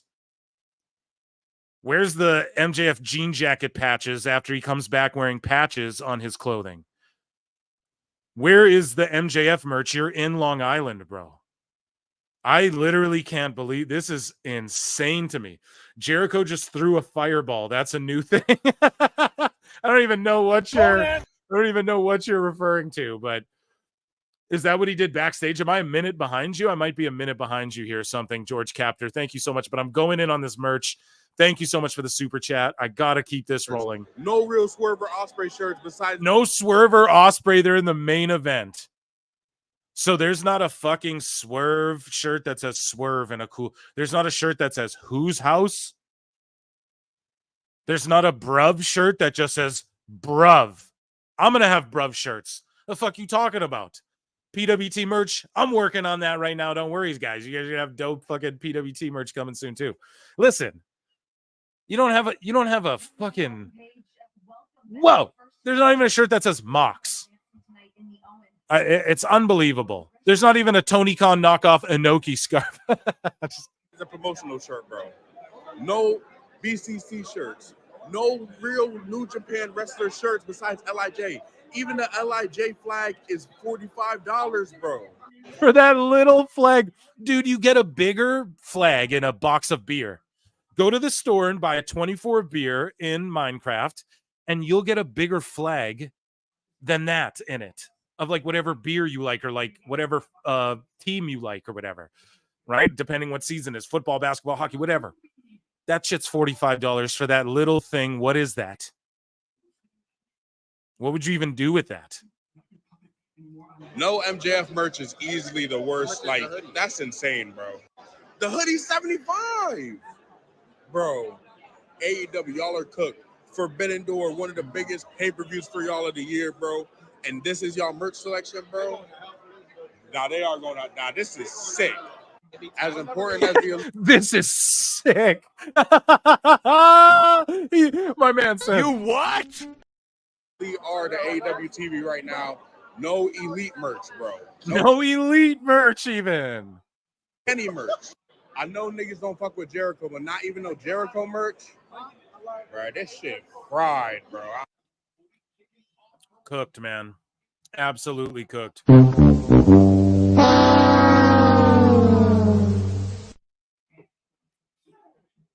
It's crazy. Crazy. I don't even know what to say, right? Like, I'm speechless. He just summed it up. A grown man is wearing pearls. I know, dude. Mone. So many people. Garcia dancing? Like, who rapped his theme song? That guy must be fucking ashamed that he put such a gully verse on this shit. For this guy to come out wiggle his dick like a stripper. Dude, and now MJF's like mentoring. MJF's mentoring Garcia. Like, is that the store? Why? Like, Garcia's not working. Chat, do you guys tell me right now, is Garcia working? Nope. That's what I say. Thank you, Andre Adams. Yeah, Paige is like Batman, so he like doesn't mess with. He's like a vigilante guy who kind of messes with the Bucks, kind of doesn't again. So stupid. Yeah, but so merch used to be run by one of the Bucks' wife that dropped off considerably and she quit. Yeah, but Danny Suarez, it was shitty then too. Like, let's be honest, it was shitty then too. Joining us on the show right now. Am I going to swerve you guys? Or am I not? My favorite guest, truly, my favorite guest to have on the show, your friend and mine, the man that the IWC and the sickos fucking despise, but can't get enough of. Awful Wrestling is here on the show, ladies and gentlemen. Now, Awful, I know I only have you for a little short while tonight, okay? You sure do. What's going on, Phil? What's going on, chat? Man. Wake up. What's going on? I'm awake, bro. I'm awake. We're trying to enjoy. So they did a couple pieces of good business on this Dynamite. I don't know. Fill me in. Fill this black man in. So basically, pause. No Diddy. No Diddy. I'm gonna run that joke into the ground for sure. Please don't. But pretty much what happened tonight. So Danielson had a solid match, like to open the show with Pac. It was actually really good. Jeff Jarrett had a solid match with the wild card, which turned out to be Hangman Page, who's sort of like Batman now. Like, he's gonna be like the Lone Ranger vigilante. He basically stole Brian Keith's gimmick. But gotcha. It's just really, yeah. And then and they had a solid match, just went a little too long. And then promo wise, we had Britt Baker and Mercedes Moné did a great piece of business. I won't even lie. They did a great. Yep, they really fucking did. And I'm going, okay, if they're gonna if they don't fumble it now, remember, this is every time I put AEW over for doing something good, they throw it in my face. You already know that, Awful. They throw it right in my face. Tony's gonna go on a Twitter meltdown tonight after after the show's over, because of the fucking WrestleMania doc that happened, whatever. But yeah, man, they did a great piece of business. I won't lie. I actually really enjoyed it. And I think that that's the right match for Wembley, to have them and have Britt Baker beat her for the TBS title at Wembley. I think that's the right move. And then you let Tony, because they're actually getting ratings, right? So you keep Tony in that main title picture with whoever she's going to have a match with. Ultimately, I think it'll be Tony passing the belt over to Mariah May is what will ultimately happen in the end of that story. So maybe that happens at All In. Maybe I'm totally wrong and Jamie Hayter comes back out of nowhere, because I know that, and I know a lot of people are like, who? But Jamie Hayter is she's really something special, man. And she got severely injured in AEW. And we talked about injuries tonight as well. Julia Hart's off of All In. She is hurt worse than everyone thought. And Copeland won't make it either. But yeah, I don't know. Now they're ending things with Ospreay and Garcia, so I couldn't be less interested at all. So that's basically the recap. Awful. Your thoughts, man? Do you want me to break down the Mercedes promo and what happened, or? You know what? Yeah, because you're a mark, super mark, and you think that this Mercedes and Britt Baker matchup is going to be money. Let's hear it. What was it that made it money? Oh, it won't just be money, Awful. It's going to be Mone. Oh, shit. Sorry, God, chat. did I walk into that? Yeah. Listen, chat, I see the super chats as well, and I'm going to check those out in a minute, but I got Awful for a little bit of time, so I got to chop it up with them, and then I'll read some super chats for sure. Awful. So what went down was they had Britt Baker's return, and she comes out. They're in Chicago. The crowd's actually behind her, right?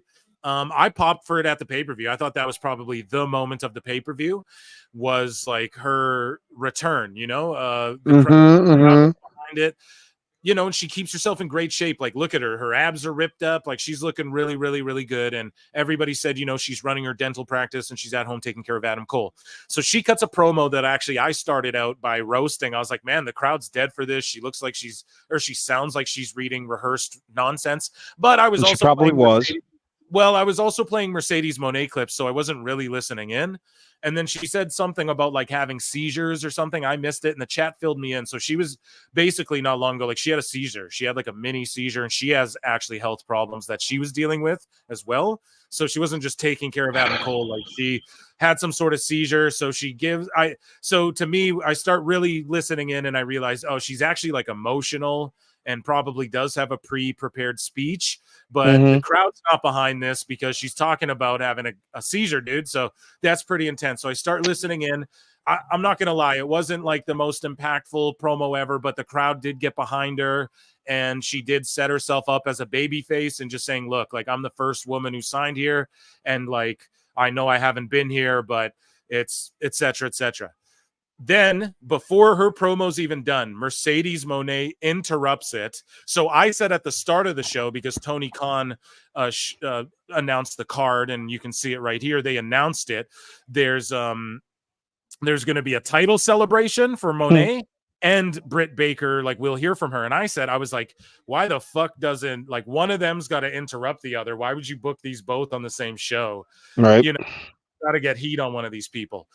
That's what they did. So Mone went full heel, pulled up in a car, got out of the car. They start setting it up while Britt's in the ring. And she's greeted by the EVPs, the Bucks, who, just to give her that extra stank, they're like, oh, it's great. See the CEO and the EVPs. Yeah, we have your ceremony set up right now. We'll hurry up whatever's in the ring, whatever, da-da-da-da-da. And then they have production while Britt's in the ring. They're setting up for her celebration. Mercedes comes out, the crowd's just booing her.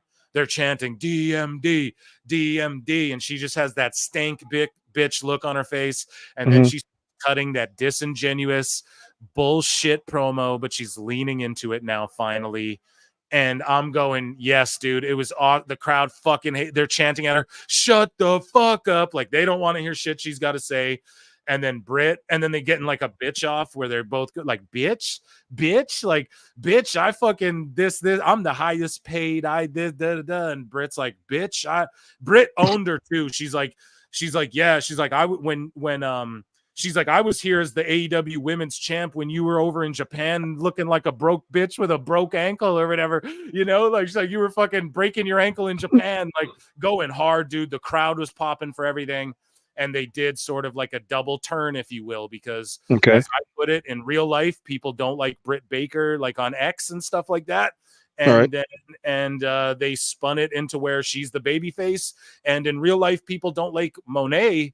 And it appears that, I don't know, they spun her into this heel And I think it's perfect if they just keep building this up for All In. And then Britt challenged her for All In.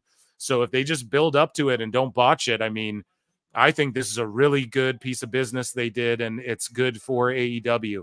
I don't know. The only thing that sounds, the only thing, because, I ask you where the store is, you're going to tell me how to build a car. Yeah, dude. So the only cool thing that you mentioned in this whole scenario was the fact that while Britt Baker was cutting her promo, they were setting up for Mercedes Moné's celebration. That sounds pretty cool. funny. Yeah, that sounds clever. And it got good heat, man. It got good heat. So Britt Baker suffers a mini stroke and becomes a baby face through that. Is that what I'm guessing? I mean, I guess, but like, what do you want her to do? Come back and say, I wasn't here because I was taking my fucking $3 million and taking care of Adam Cole. Yeah, you can. You know what? You can lie. This is professional wrestling. What and is I she understand. Gonna lie about? What's crazier than a seizure? What's crazier than a seizure? You don't have to mention the seizure. And this is where I'm going to lose followers. I know. This is where I'm going to lose followers and lose a lot of listeners. But I don't want to hear about your mini stroke. I'm so sorry. I'm sorry that it happened to you. Please don't bring that into the storyline, because we've already got enough, like, what's the word? The heart pulling, the heartstrings pulling type of atmosphere as it is right now, just in society. And to bring, like, people want to escape. I don't want to hear about, and I'm just hearing about this for the first time. I am not interested in hearing about Britt Baker's mini stroke. I'm sorry, fellas. Listen, I'm sorry, Kat. Quickly, really quick here. Dat-Boy Quan for $2 says, hell, nobody cares about Garcia. Yeah, I don't care about this match. Nobody does. I'm glad awful. Thank you, Dat-Boy Quan, for being here, too. I appreciate you a lot, bruv. Ray J's World for $5 says, Conrad is pissed that Jarrett lost. He tweeted, fuck this. And I'll give you a fair one. And, yeah, I mean, I'm not, like, pissed, dude, but I'm just kind of, like, they did the chat agrees with me. They did that whole great promo with Jeff Jarrett just for him to do the job, which is fine. But then how does this get Hangman over, especially if they're making him like, oh, I don't fuck with the Bucks, but I'm gonna be like I'm not aligned with the Elite, but I'm like angry Hangman now. How does that? I don't know, dude. Or I guess maybe it makes him more heelish. And then Jarrett, is he a babyface, or is he going to be a goof with Sanjay and Satin more? Who knows? But he should have won the whole tournament, and who knows, man. It's just the problem is that you can't have Jarrett winning the tournament and main eventing fucking Wembley. You just can't have that. Thank you for the super chat. Can't you? We'll get there in a second. Andre Adams says MJF looked like he auditioning for an off-Broadway production of Grease. Dude, yes. Here's the thing. I'm glad you said that, Andre, because somebody commented or super chatted. It might have been you, Andre. Somebody said fucking or tweeted at me like MJF looks like Danny Zuko or something. And I started riffing, like not on air because it wasn't on air. And I started riffing Danny Zuko as MJF. That's a whole bit I got to bring to the show, dude. Like MJF talking about fucking Long Island, but like Kaneki or whatever. That's a whole thing that's coming. And yeah, I don't know. It's trash right now. The impression ain't good right now, but yeah, it's coming. So I totally agree with you. That whole like shoo doo wop wop shoo doo wop wop. And he got some hair. He did something with his hair too. You know what I mean? He got some hair, something, I don't know what that is. Like if you can just rub some cream in and that shit'll grow back or whatever. Not dissing. I'm not hating nobody, but he did something or other. But yeah, thank you, Andre. Okay, back to what we were babbling about. So I got to show my chatter some love there. Back to what we're babbling about. You were saying the chat agrees with you. Yeah. Okay, so what are they agreeing with here? Like they agree with me that the Britt Baker mini stroke has no. I mean, Time and place. That's the best I can put it. Like, it wasn't the time. You've just come back, and now you're looking. It. You know how there's cheap heat. This is like cheap love. If that makes like it's the easiest way to get people to get behind you. There's nothing clever about it, and it's on that whole thing. Like, so if you suck in this match with Mercedes Mone, I mean. So we can't judge you. We can't critique the match because, a few months ago you had a mini. You know how this goes, Phil. People get super sensitive. Like, I'm not gonna listen. You're looking into the future, and like you're damn right I am. When AEW is closed, go ahead. Yeah. No, but all I'm saying is that. Okay, yes. If the IWC starts going, relax on her match quality. She just had a stroke. Blah blah blah. Yep. It's exactly what's going to happen. She didn't get time to train. And if Dave Meltzer doesn't come out, because someone explained in the chat what it was. I think it was Jonesy. I don't know where she's at, if she's still in here, but she explained that it's like a mini stroke, whatever the condition's called. It's like not a full-on stroke like Bret Hart style, but it's like a stroke, like a mini stroke or something. Or maybe he had the same thing. I'm talking to my ass. I'm not a doctor, but all I'm saying is that, remember when like Roman Reigns said he had blood cancer or whatever, and then right, or leukemia, and then Dave Meltzer goes, oh, well, this other, it's not like the serious blood cancer, like, but Roman did that on the way out. I know, but here's the thing though. Meltzer better keep that same energy too with Britt, because he needs to make an ass out of himself here again. He's not gonna, but I can't wait till he comes out and it's not a real stroke. It was a mini stroke. But he probably won't do that because he likes Britt. But all I'm saying is, yeah, dude, it's going to be a lot of, there's always energy shifting, right? People fucking flip up on the fly, and they will say, oh, you can't critique her wrestling or whatever. I get that, but I'm not aligning with that. What I'm saying is that it's a real situation. I agree with you fully. I hate when everyone goes, my dreams are dreams, my dream. We all dream. And I hate when people go, 6 years ago, I hurt my tricep, or when it's just like a normal, like, oh, I fucking tore an ACL. Yeah, that's a horrible injury. Tons of people have done that shit in wrestling, or like a hurt elbow or a torn tricep or a pec or whatever. Tons of a quad. Everyone does that shit in wrestling. Okay. So when they're like, oh, the quad injury that nearly ended my career 4 years ago, and I'm fighting. Yeah, I agree with you. I fucking hate that.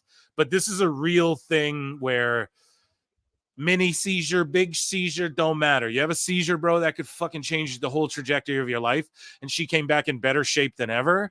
And the crowd is super behind her and did miss her. And I know Tony Khan likes to go, the greatest women ever. They need something fresh in there, dude. Besides, hold on, Phil. Did you not just say that it was library quiet before she made mention of the mini stroke?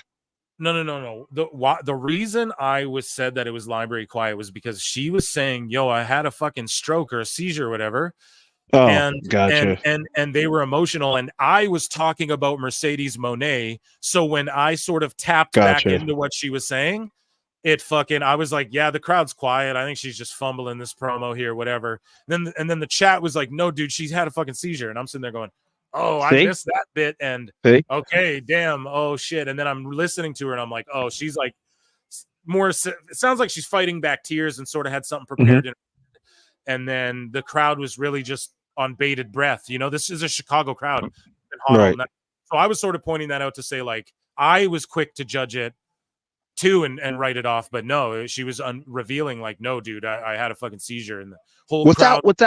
Without seeing this production, yeah, I'm hoping it would be cool if the Britt Baker mini stroke was a work, because then that way, here you go. See, here we go. Can't talk honesty. Can't talk honesty around Phil Marks. Yes, you can. Right, I'm just saying, no. But you don't think you're saying I'm being stop right there. Okay. Never let me finish. Okay, let's go. Listen, my friend. If I love. Remember how I was talking about it was clever the way they like moved in on her promo and started setting up for the thing. Okay, I'm starting to understand why she would say like she had a mini stroke, because it would make the heat on Mercedes that much more. Okay, I get that. But here's the problem. This is AEW. This is not old NWA or WWE. They're going to fumble up. They're going to somehow flub up the fact that this lady had a mini stroke. They're going to. Somebody said it beautifully in the chat. It goes from cheap sympathy to now it's just like, were you guys? Because all about 3-4 weeks from now, how will this all play out in the grand scheme of this Mercedes versus Britt Baker? If she talks about this mini stroke next week. Now I'm on the whole thing of like, all right, motherfucker can't write television. Motherfucker can't do anything good as far as like writing compelling television. This is as low as it goes. He already can't do that, and we know that. Right. So we're hoping. Right. I'm talking about what it was tonight. I'm just saying I put it over. So I don't know, dude. I was just trying to I was telling you what was good on the show. Yeah, I was telling you what was I like bad. that part. This is all it sounded pretty cool. You're talking about next week, motherfucker. We ain't at next week yet. You know what I mean? MJF just kicked Garcia in the nuts, thank God. But yeah, we're not at next week yet. So yes, if same guy that tells me all the time, give it a shot, give it a chance, give it some time. No, I'm not saying don't look to the future. I'm not saying Tony's not gonna fuck it up. What I'm saying, if next week she goes, oh, my seizure. Okay, the next week come and tell me this bullshit. Okay, I'll agree with you probably.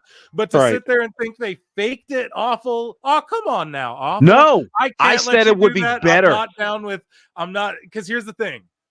We don't know, and here's the whole thing, right? You're saying it at a hilarious time because Alfred Konua, friend of the show, interviewed Dijak, and Dijak tells a story that Vince McMahon went to Mia Yim and was like, "You're gonna fake a seizure." And everyone was like, Vince, that's fucking stupid. And they on camera, Phil. On camera. Okay, but oh my God, it's this. Oh, I faked it off camera, and that makes it better, dude. Stop. You can say whatever the hell you want to say on a professional wrestling program. Oh my God. How about this? Okay, she doesn't have to say she had a mini stroke. I fell down the steps. Sorry, go ahead. I didn't mean to. I fell down the steps. I don't know. I was mowing the lawn and I sprained my ankle. I don't know. Say something, but do something a little bit more clever than be like, okay, Britt Baker, you're back. I mean, why did it take so long? Well, I had a mini stroke. Good. We'll run with that. That means you had nothing else on the plate for Britt Baker to come back with. I don't know. And forgive my ignorance, people. Chat. I did not see the segment, so I'm speaking out of somewhat ignorance. I'm sorry to make, and I will admit to that. Britt wouldn't have had to tell us this. If Tony Khan would give an update on talent injuries once in a while for $5, well, Tony Khan also said that he's thinking of starting a injury report show. Do you guys or Awful? Let me get your thoughts on, should Tony Khan start an injury update weekly show where it updates everyone on the injuries? Where on Twitter or YouTube or something? I don't know. But it's like, how long is this? Bro, the NHL doesn't do that. Like that's what Sports Center and all that shit's for. And it's like that's what the scrum is for. Yeah, and you don't want what the press conference is for. Going like, oh, look at you, like, dude, so many people get hurt in your company. You need to do a whole fucking show around it. Like, that's crazy to me. MJF's flooding it up Garcia. We're never gonna care about Garcia, folks. I'm so sorry. I'll never care about this guy. But Awful, your thoughts on an injury update show? Nah, don't do it. Not a show. You can have like if you're gonna waste one of your tweets, waste it on that and just have like a little fucking report that says, you know, Britt Baker had a mini stroke. MJF had hair plugs put in this week. And just go on from there. I don't know what you do with it, but don't make a goddamn 10-minute show or even 5 minutes or even 2 minutes. Nobody's that interested. That's why my videos are under 2 minutes long. I mean, good grief. Nobody wants to sit there 6 minutes trying to figure out if Dante Martin is fully healed or, you know, whatever the hell. Speak for yourself, man. I upload hour-long fucking bits to the clip channel all the time and people love them, but hey, that's no. That's on YouTube. That's a beautiful thing. On Twitter, people have a little, you know, they have a short attention span. Ray J's World, thank you for becoming a member. Yeah, thank you so much. 99 cents, you become a member. Appreciate you so much. For $10, you ain't hype. And you bruv. Yeah, I don't care. They're wasting this by doing this to Daniel Garcia. Imagine if this was the revenge MJF got on Wardlow or something after the devil shit and their push or whatever, man. I'm trying to think of something. You ain't hyped for $10 says Hangman is off to a great start. Defeated someone passing homage to Owen. No real payoff to the match. Random gimmick change. Don't know about you. This dude needs a rocket strapped to him. And you're talking about Hangman. Here's the thing. I look at Hangman as this is a dude who could, like, if he went to WWE, they would have built him up as like the next Triple H level guy, where he wouldn't be like the top guy, but he'd be like that dude in the mix right underneath. I always looked at Hangman like that. I think WWE, they would hone his skill and give him like he would do his best work, you know? And yeah, this gimmick is weird. Like he's like crazy angry Batman Hangman Page, who's like kind of unhinged and off his rocker cowboy guy. I just don't, I'm not really feeling it yet, but I don't know. He just beat Jarrett and it was designed to get heat on him. So I guess, right. Yeah, we don't like him, I guess, you know? And this is what I wanted to talk to you about with the Jeff Jarrett situation. Cause you had said like, damn, what did you say? You said something like Jarrett or Jarrett should have gone all the way, but he wasn't going to main event at Wembley or some shit. And I find that to be laughable because the same formula that can be done with Terry Funk and ECW is the same formula that should be used with Jeff Jarrett and AEW. Right. Give this man like that last big hurrah. Have him drop his Jay Lethals or whatever faction he's with, and just start anew with him. Hey man, I'm on my last legs. You know, it's my last year here. It would awesome work. Too. Dude, and that would be good too if like he ditched Sanjay and Satnam in them and Jay Lethal, and then they turned on him. And then like those are the guys he fought. So it wasn't like an evil faction. It was just like he has this side quest that he's dealing with now that he broke off from them to get his mind right and focus on the Owen and winning the fucking All In. Yeah, dude, you're right. Yeah. And through that, he doesn't have. He doesn't. It's a great idea because it's mine. But you know, sometimes you got to blow your own horn. But what I was going to say was like, yeah, man, you don't have to have Sanjay Dutt or Jay Lethal turn on him. He can just go. It could be as simple as going into the locker room, seeing these guys, setting up, getting ready for their match or whatever. Hey guys, I had on my my mind. I really want to win this tournament. And then through their heelishness, you know, they kind of understand like, okay, bro, we're going to let you do what you got to do. And now you have a true sympathy hero, an older guy, an older wrestler, a veteran who I don't know if he drew a goddamn dime or not, but he gets in there and he takes care of business. He wins the Owen Hart tournament. Then now you bring on the heel stables or whatever, and he bests them to become the world champion. He could be world champion for one night, but as long as he did it for Owen, even just have him lose, even just have him go out and like shit, he just lost, but it's like Rocky, right, where they're all chanting his name at the end of Rocky 6. Yeah, but Rocky's played out. You want a winner. People like winners. We don't want to go. We don't want to.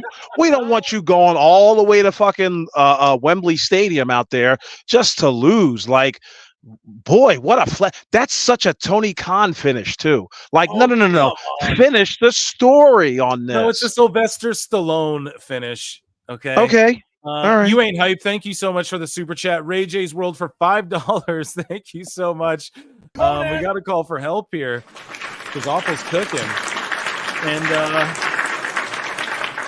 if Britt if Britt had an actual stroke, she would lose her dental license. I don't know if that's cute, brother, but if that's real, then that's real. But here's the thing is that I don't know how America works, but can you own a practice and then have dentists under you if you studied but then had a stroke? You just couldn't be the one to perform certain whatever, Oh, you know, yeah. But you could still own the practice, right? So it's I'm sure does she have her own practice? That's the I believe she does. Yeah, I think she like. How else do you wrestle? Like she just closes her office. Like I'm sure she works. I thought she was. I thought she was a helpmate. I can't think of the dental term, but I thought she was an employee of another dentist. I could be wrong, But I'd love to know more about that. If she suffered a stroke, she'd lose her dental license. Jesus, That's you guys are very fucked, interesting. man. I don't care. What? I hope What's she's going better, on? and I'm praying for her and her family. I don't fucking know. That's crazy to like. I don't even care. Like, I just don't think they would say that if that was fake. I think We're Vince not would saying say, that. yeah. I'm not. Yeah, I can't wait till you edit this show. Yeah. What are you saying? I said I can't wait till you edit this show because you'll get a full context of what I meant. And I also said that, listen, guys, I'm a little ignorant. I was too busy constructing a fucking ramp for my aunt. But yeah, I didn't get to see the I didn't get to see the segment. But yeah, hopefully it's good. Hopefully it's good. Did you check out the WrestleMania documentary yet? No, I'm going to watch that. Okay. Do a watch along where on Patreon where they won't DMCA strike me, because they do that for audio too. What a lot of people don't know is that they can get you for audio too. So I know so many people are like, why do you pause and talk? It's like you have to, or like the audio sometimes will also get sniped. It's not just the video, Yeah. I also heard something about how you can't almost curse anymore on the YouTube live streams. Well, you can. No, you can. It's just a matter of you gotta limit you it. can't. Yeah, you can, dude. I curse all the time. See, look, balls, fuck, it's all good. What you can't do is you can't go like if I just go F F F F F. Oh, and this guy effing, this guy effing, then this guy effing did this before effing this and effing that, and then effing. Like if that's what it is, they're gonna go, yeah, none of that. If you are doing like a bunch of swears in a row, they don't like that. Just like if someone goes in the chat and just writes like, corn with a P, right? They'll flag like, why are they writing that? And so it's because a lot of it's AI based now. So what it is the AI just picks up on too many F's in a row. So you can say, I can drop a piss, I can say that right now. But if I just started saying it a bunch of times, it'll pick up on that. Like, why are they just spamming weird, toxic shit? You know what I'm saying? Gotcha. So, yeah, I gotta work just to break it down with you guys. And the WrestleMania Patreon, what are you doing that? I don't know, man. I'm actually out of town this week, so Saturday live shows I think is going to be moved to Sunday review show.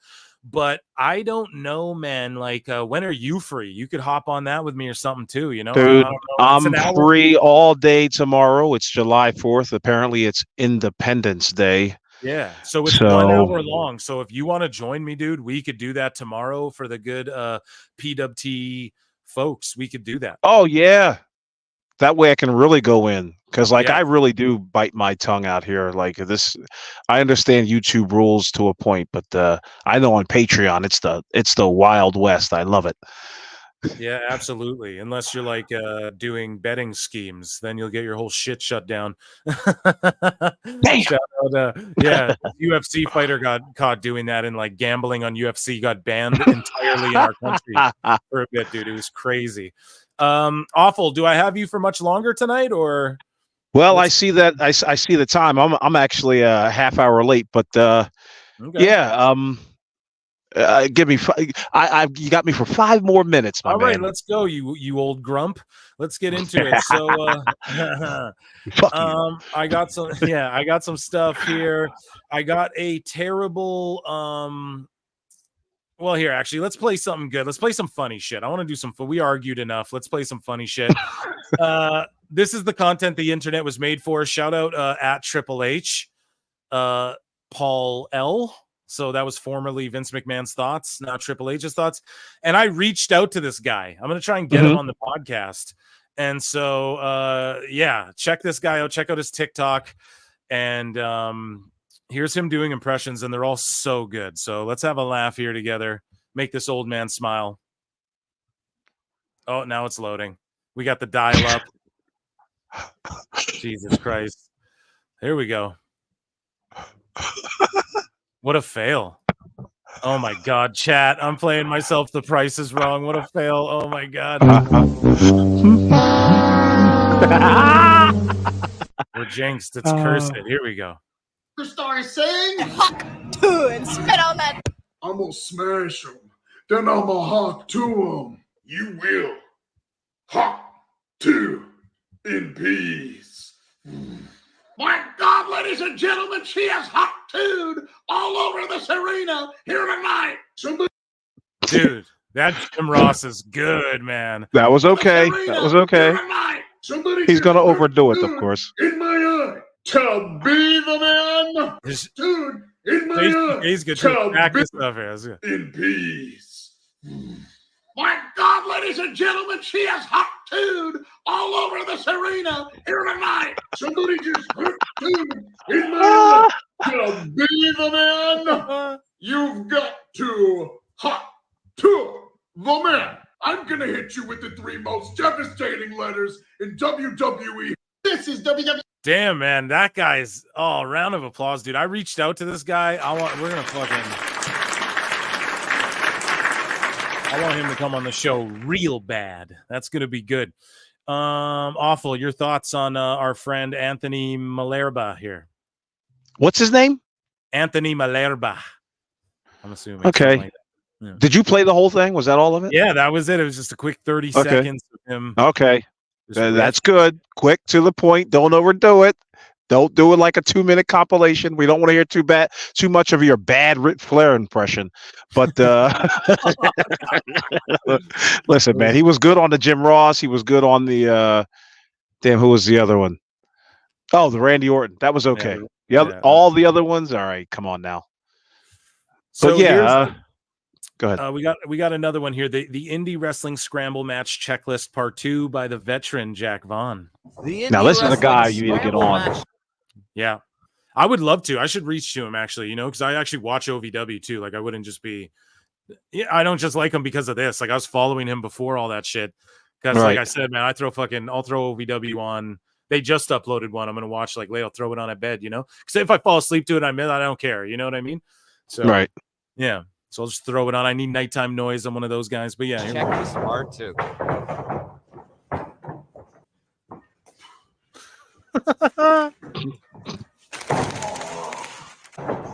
Yeah. Yeah.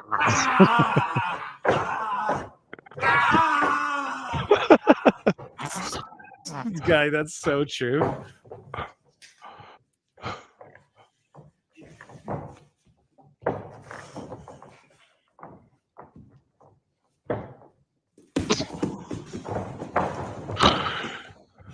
Dive after dive.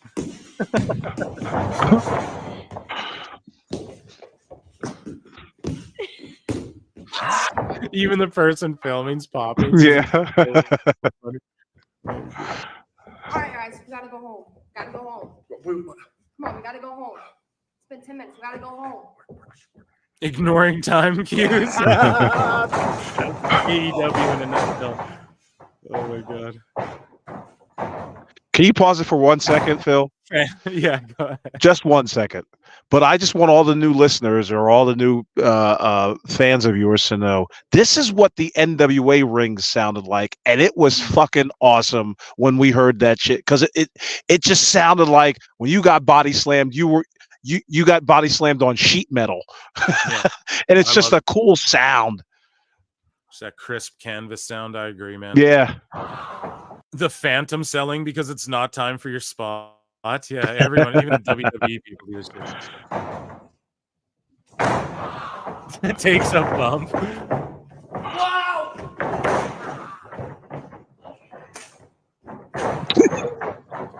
Wow! Yeah. Wonderful.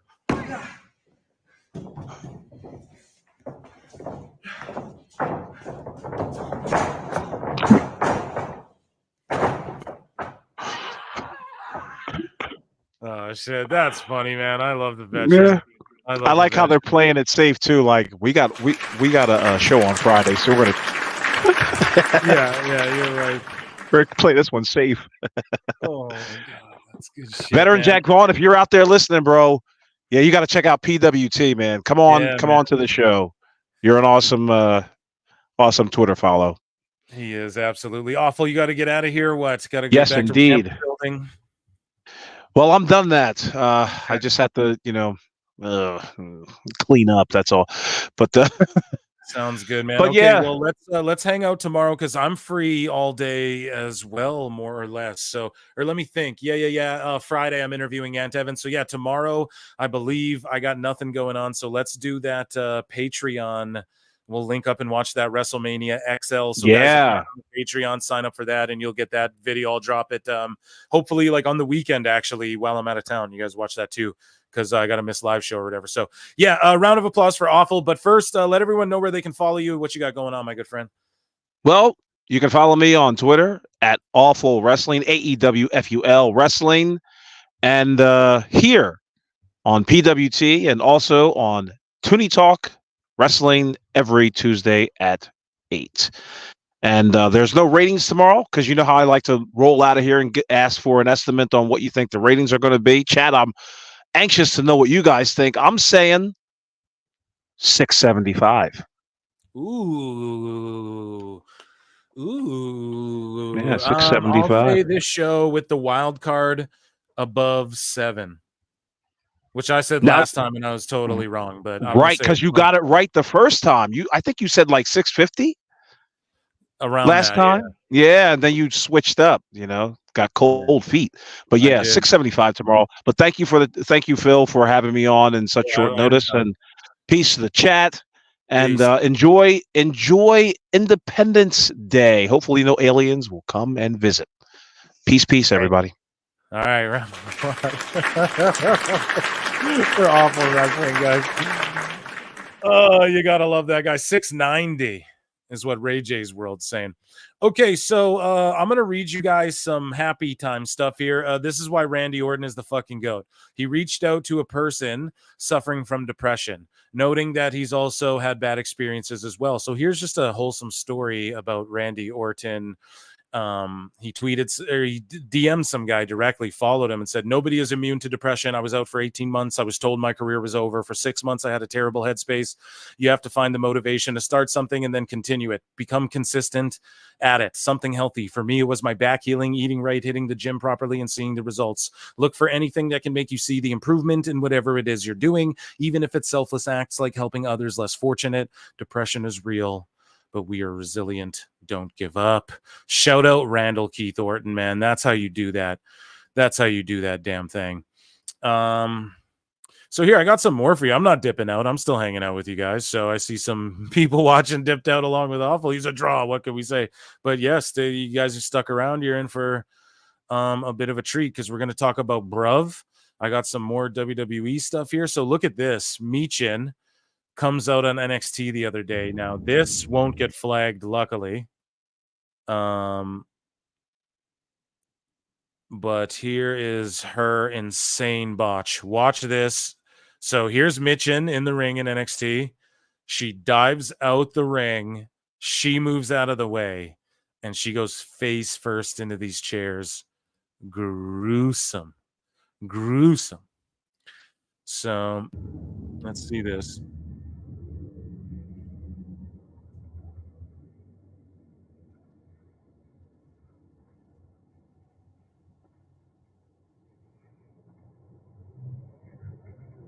Oh,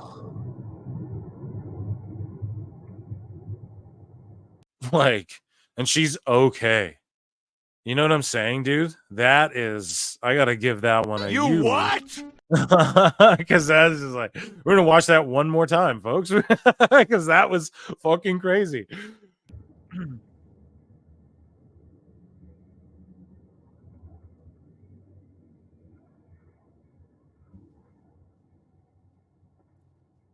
It was at this moment she knew that she fucked up.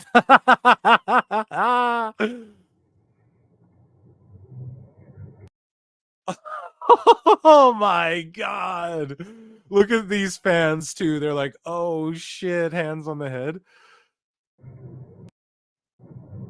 Oh my God. Knees are the last things to slam on the ground too. You slammed your knees on the ground, dude. Did that in gym class once in like grade 7. That shit sucked, man.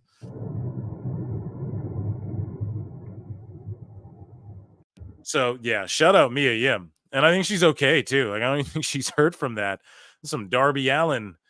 You're dumb if you think that's a botch. No, I'm not. Revamped Wrestling. You're dumb for calling people dumb. How about that? No, but dude, listen. It is a botch, the landing.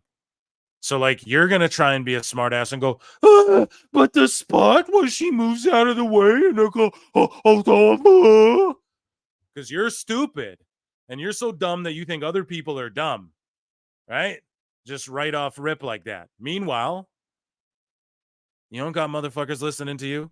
Clearly, I'm saying something smart, right? So just calm down, take a breath, and let's reassess this revamped wrestling.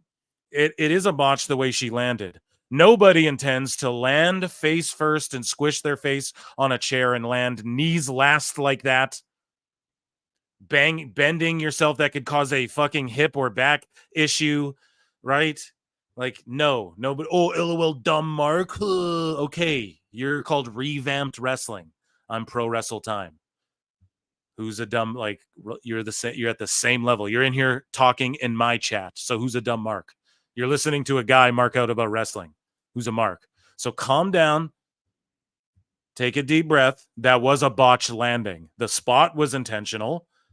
Like, no doubt. The other girl would get fired if she didn't mean to do that. But yeah, don't, so angry are we? No, dude. I'm calmly just dismissing you. You don't come in calling people dumb. I just spanked your little tushy. Now back to the Cabbage Patch and revamped wrestling. I'm sure a lot of people are listening to your pod. But yeah, so here we go. What do I got next for you guys? Yeah, that was a crazy botch. And then more WWE stuff. So Sami Zayn is in Toronto doing Sami Zayn and Friends. And he got his, dude, a long time ago, I made some clips of, I clipped it from Santino, what's his name? Andrew Santino, Whiskey Ginger. Sami Zayn was on that podcast. And Sammy was talking about how he would have done stand-up comedy if he wasn't a pro wrestler. Now he's doing that with the partnership with Netflix. He's getting a chance with Netflix to do Netflix as a joke in Toronto. Or I think he already did the Netflix as a joke stuff, but he's doing a Sami Zayn and Friends, a la, like Joe Rogan and Friends and stuff. And he's I don't know. He's got comedians essentially that he's got lined up. I don't know who's on the lineup. I'm sure you can Google it. But this post from Sami Zayn was, what the fuck is this? And it's Johnny Knoxville headed to Toronto. So let's see if, you know what I mean? If Johnny Knoxville shows up there, obviously, but let's see if he has something to do with Sammy again, maybe at SummerSlam, because a lot of people called that WrestleMania match. They did a goof joke match. But it was funny as fuck, dude, and it's super memorable. A lot of people loved it. I loved it, even though it was so ridiculous, like the giant mouse trap, But when Wee Man came out and everything, the crowd was erupting for all that. So who knows? Maybe he comes out and helps Sammy, and they're not feuding anymore. But yeah, Johnny's going to be there. So that's just cool, like WWE news. We got more stuff here. We're about to play our flutes, though. Hold on a second. This guy, let's say, dude's a nerd. Where is it? Where do you say? I got more subscribers than you. Okay, bro. No one gives a shit. You're a dumb Mark. Here we go. Super chats. Jamie Earhart for $2. Is revamped wrestling 5 years old? What the fuck? Yeah, dude. Here's the thing.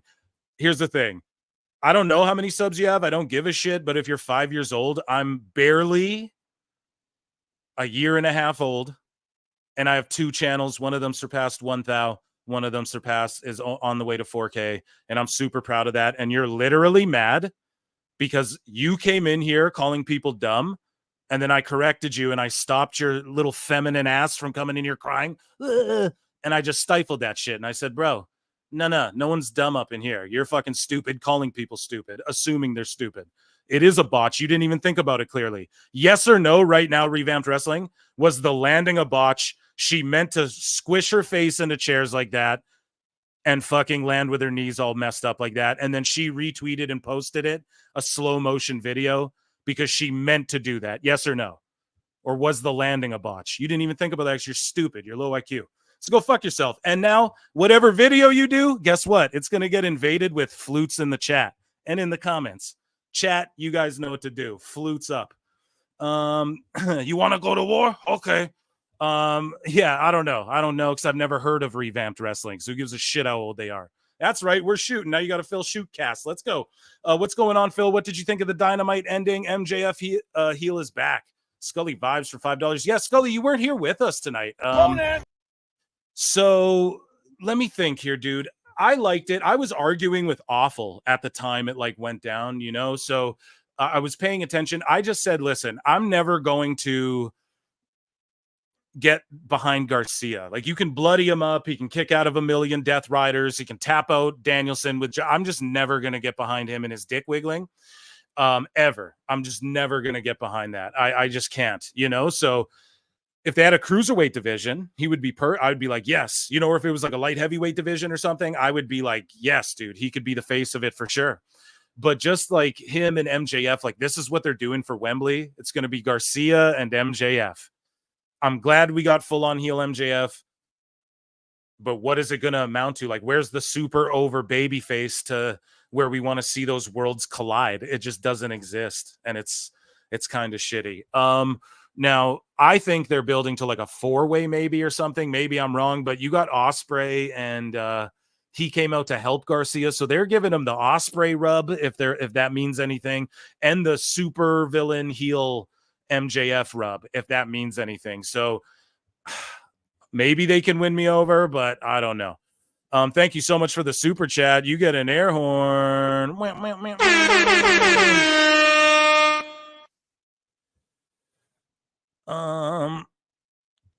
Yeah, dude, this guy can just give it. Just ignore this fucking bye, guys. Thanks. He's getting cooked. Yeah, and he knows too. So, guys, this is what I want the chat to do, right? We're not going to talk shit. Oh, you're dumb, goofy. We're not going to do what he does, lower ourselves to sub-mutate level, where we're like, ugh, everyone's dumb because this isn't a botch, but really, I just didn't think about what my anthem. Fucking idiot. What we're going to do is just put flutes in all their shit from now on. You know what I'm saying? There we go. Actually, we'll just ignore them. Fuck them. Don't even put flutes. You know what I mean? Fuck them. Dead ass 5-year-old old man ass channel no one listens to. We're all good. But yeah, shout out chat for having my back. You guys are the shit. And yeah, I don't know. I'm trying to roast him, but I'm also trying to like do my show, which is way better than whatever that asshole's doing. That's why he's here listening to Phil Marks right now. You know what I mean? He's in here talking to me. All right. Free plug for his shit, I guess. But yeah. He's all good. He's welcome to come talk more. She can come on this show and talk shit to me if he wants to, and we can fucking hash it out verbally. But anyways, enough of that. Enough of stupid Marks trying to call out other stupid Marks. We are continuing along here. Sorry, I'm having I'm a mark for Phil Marks. I'm a mark for Phil Marks. Yeah, dude, Phil S. Marks to you, revamped. Oh, what a great name. And yeah, whatever. 3.66K subs. That's cool, bro. You're laughing at. I got another channel with 1K subs. You know, like I'm very proud of that. Yeah, and I thought you left, bro. So he just likes punishment. You know, he's just one of the sickos. I bet he's a sicko. I bet he loved Dynamite, and I think I bet Garcia is the best, and it's great. Which is fine. I enjoyed a lot of Dynamite too. But yeah, I'm just having fucking, here we go, reloading issues, guys.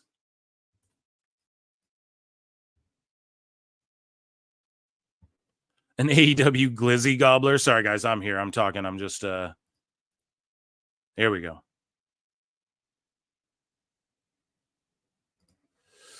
Dude, his channel is nothing but 2K Sims. Yeah, I mean, and then AEW sucks. Actually, bro, I love the Fed. Fuck you. You're a goof. Ignore this guy and just, yeah, ignore this guy. Whatever.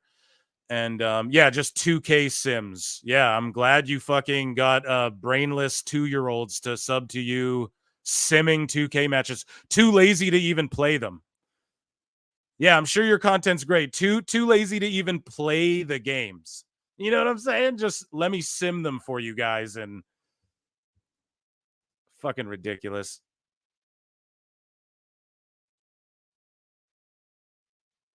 Yeah, sorry about your dog dying. We're not gross like you, dude. Phil Marks would break revamps like an MMA ring. I don't know about all that, but I do roll. I do roll. So I used to way more, but don't get it fucking twisted, man. Here we go. Okay, so back to the show. Sorry, I was having weird. I hope you guys could hear me talking shit the whole time too. I'm having yeah, here we go. Anyways, moving along.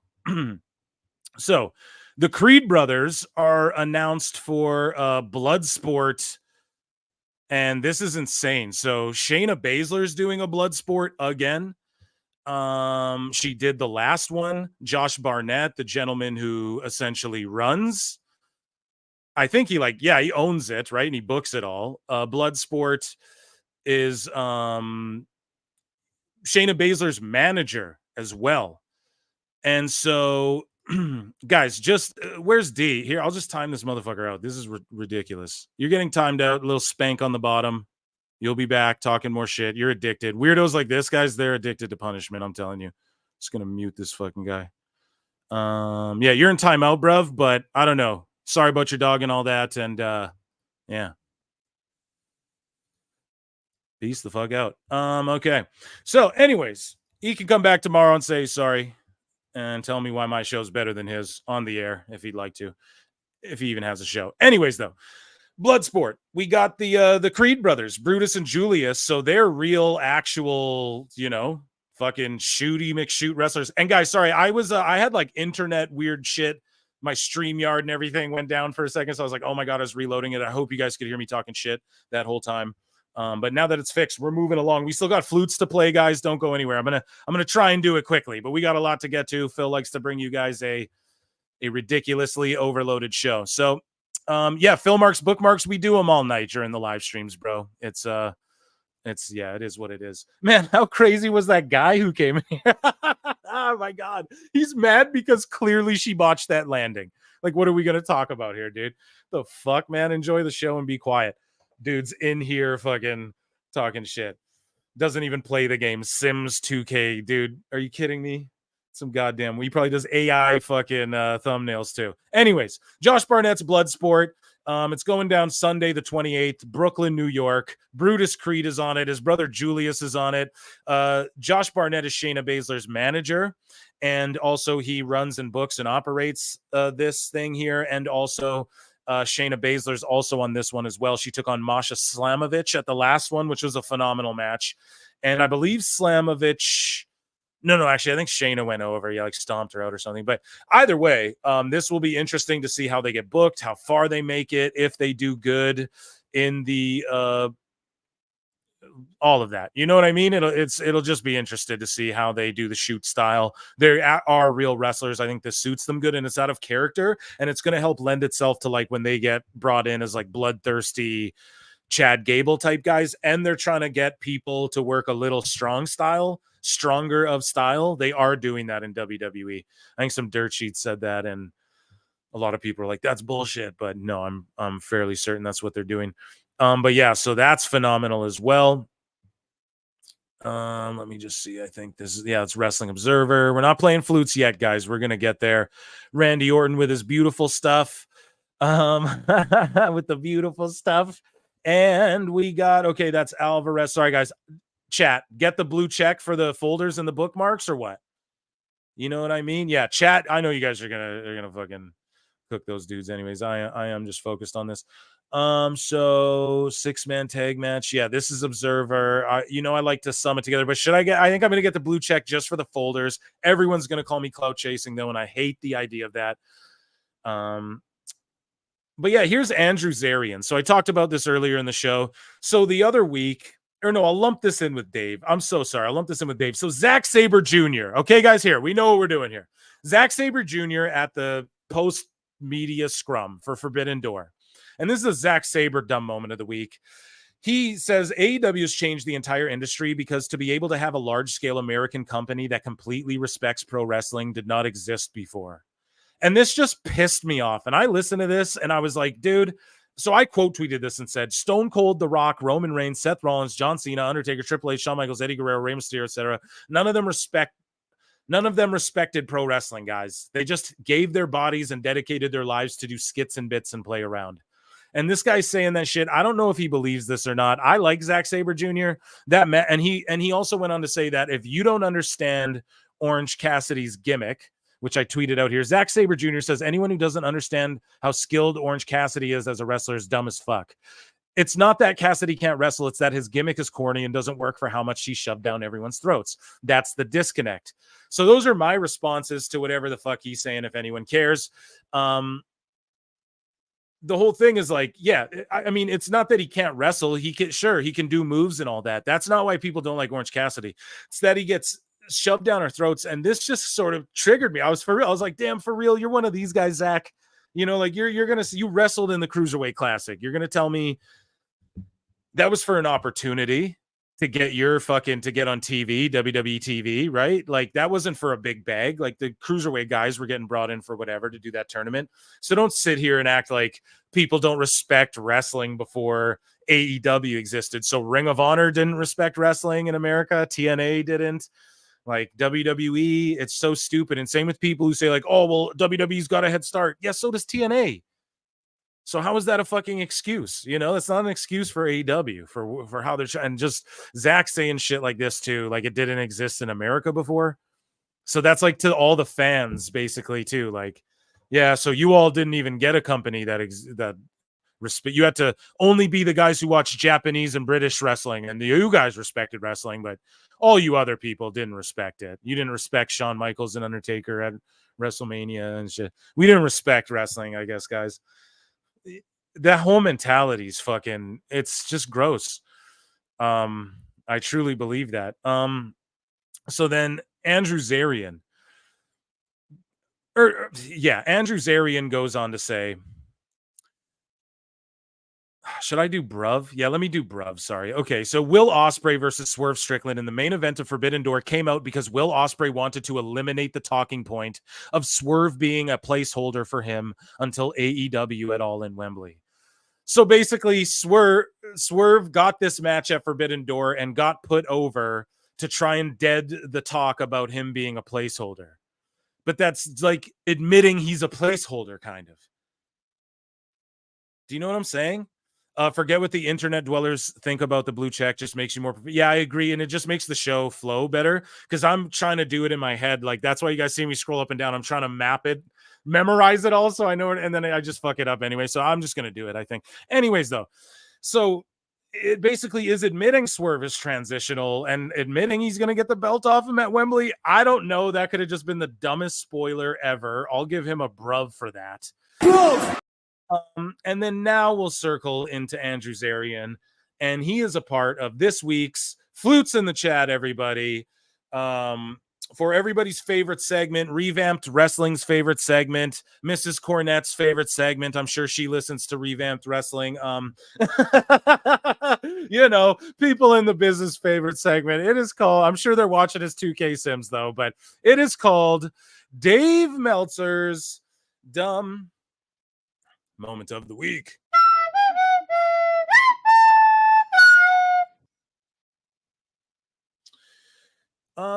Okay, so Andrew Zarian makes it on this week's Dumb Moment of the Week, and because I need to tie this together here, because like a week or two ago I covered it on the show, Dave Meltzer says that AEW has, you know, like super wrestlers, like Swerve, you know, is he isn't, a wrestler, he's a super wrestler, Tony Khan. So Dave Meltzer says they have super wrestlers in AEW. And I'm going, what the fuck's a super wrestler?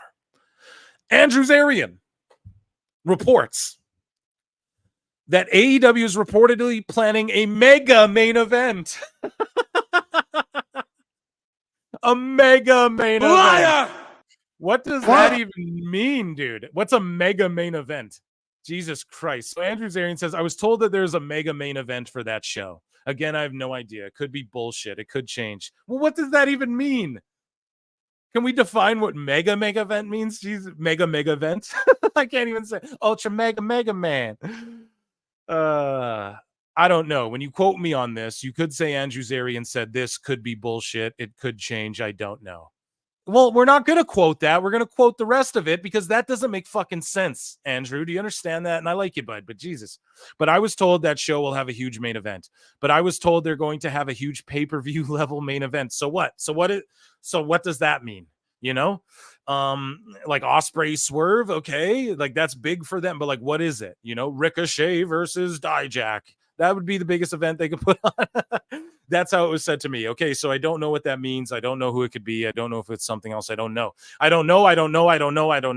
But let me tell you how I don't know a bunch of this stuff that I'm saying and putting out into the world, though, about a mega main event. Right, guys? It's crazy. So then I quote tweet this and say, this is why AEW constantly fails. They can never, I wrote this, I'm dyslexic. They can't ever live up to the hype. They cannot ever live up to the hype. Grammatically correct. Let's go. The other week, Dave Meltzer said, AEW has super wrestlers. This week, Andrew Zarian is saying AEW is having a mega main event. And I wrote, can't these motherfuckers just be humble, focus on doing the best they can? And it's really crazy what goes on here, you know? A mega main event, super wrestlers. We're doing overruns. Like it's all this like over promising. Everything's bigger than it is, except for the characters in the ring, except for the storytelling. All this shit I'm telling you is larger than life. Too good to be true, because it is. And I don't know what a super main. So they're going to do Osprey, Ricochet, and they're going to do all the flips like I told you, like in 2017. That's what it's going to be, guys. And they're called a super ultra mega main event. Jesus. Crazy to me, man. So sorry, Zarian, but you're getting caught in the crosshairs here this week. Dave Meltzer talks about Shinsuke Nakamura's ongoing absence from WWE TV. And this was cute because you guys know why, because we covered it where? On PWT Podcast and PWT Live. So Nakamura was training Rei Tsuura, and he was in his corner for UFC 303 and was at Power Slap, and I'm sure shaking hands with all of the Endeavor folk and Dana White and all of the, right? We covered it. Nakamura used to be Lyoto Machida's roommate, who's a legend in the MMA game. Used to train with Tito Ortiz. So he had fights, handful of fights, didn't have the best record, but Nakamura's fought. So he's at the UFC, bro. He's hanging out with fucking, you know, Endeavor, Dana White, Hunter Campbell, and all these bigwigs, and they're and he's a special guest at their Power Slap show with Rey Mysterio, and he's shaking hands with all these influencers and getting more over, Dave. But anyways, Dave Meltzer says people try to say that Triple H and Tony Khan are opposites booking. They're a lot more similar than people think. There's people and like, you know, whatever. Sometimes they're you know, not on TV because Brian, they don't got any ideas for them right now. And Nakamura, I think he's probably fine getting that big paycheck and surfing and doing jujitsu. Dave, you're a fucking dummy. And it's just hilarious that I have a quote from Shinsuke as well. Dummy, yeah. So Shinsuke, it better still be in my bookmarks here. Shinsuke had a quote saying that he's happy, and I'll just tell you guys what he said, and you can fact check me on it. Shinsuke was asked about his time in WWE, and he's like, yo, I've been here for 8 years or whatever, and I'm happy to be here and have super mega ultra matches. No, to have dream matches with WWE guys. So Shinsuke considers whatever he's doing as dream match level, and he's just doing his thing. And fuck, he's going to continue training undefeated Japanese prospects in UFC and shit like the MMA. Awesome. I'm down with that. And he deserves it. Honestly, he's like sold out Tokyo Dome. I don't know if it's sold out, but he's fought Brock Lesnar at Tokyo Dome and done all that. But Dave just saying to try and conflate that to anything Tony Khan's done with like half of the guys, you know, like WWE's roster's bloated, but like Shinsuke, you just can't compare him like sitting on the couch. You can't even say he's really been sitting on the couch. He's had an absence as of late. He did a job recently, but it's just like you can't compare that to all the people on AEW's roster. Like there's so many people on that roster, and then to compare Tony Khan to Triple H and they're not alike. No, like this is what Dave meant to say. They're similar in that they'll pay people to sit home and that there's wrestlers who don't mind getting paid to sit home. That's what he meant to say, but he's a fucking idiot, you know, and he doesn't know how to, he doesn't know how to word these things because he's a fucking mushmouth marble brain. So Dave Meltzer, speaking of which, believes that ladder matches have become oversaturated in AEW and WWE recently. But he wouldn't be saying that if there weren't a ladder match every fucking... Tell me all the ladder matches in AEW. Don't they have one like every 2 pay-per-views, I feel like? Now, they had one, I think, at NXT or something recently, or like a couple months ago. Now they have one in WWE for Money in the Bank, but this is like an annual tradition here. So I don't know. I'm not groveling about it. You know who doesn't do ladder matches? TNA, though. You know, they'll pull that Ultimate X shit out, and you got to applaud them for that. But anyways, Dave says we need fewer ladder matches. People see them every week, so it's not like they're these big draws. Well, Dave, if Forbidden Door, why would Forbidden Door shoe in a ladder match right when Money in the Bank's about to go down? So tell that to Tony Khan, dude. Say, Tony, be original and don't copy what they're doing in the same fucking 3 weeks or whatever. Anyways, we've got 2 more coming this week. 2 straight AEW pay-per-views with ladder matches. There you go. So 2 in a row AEW.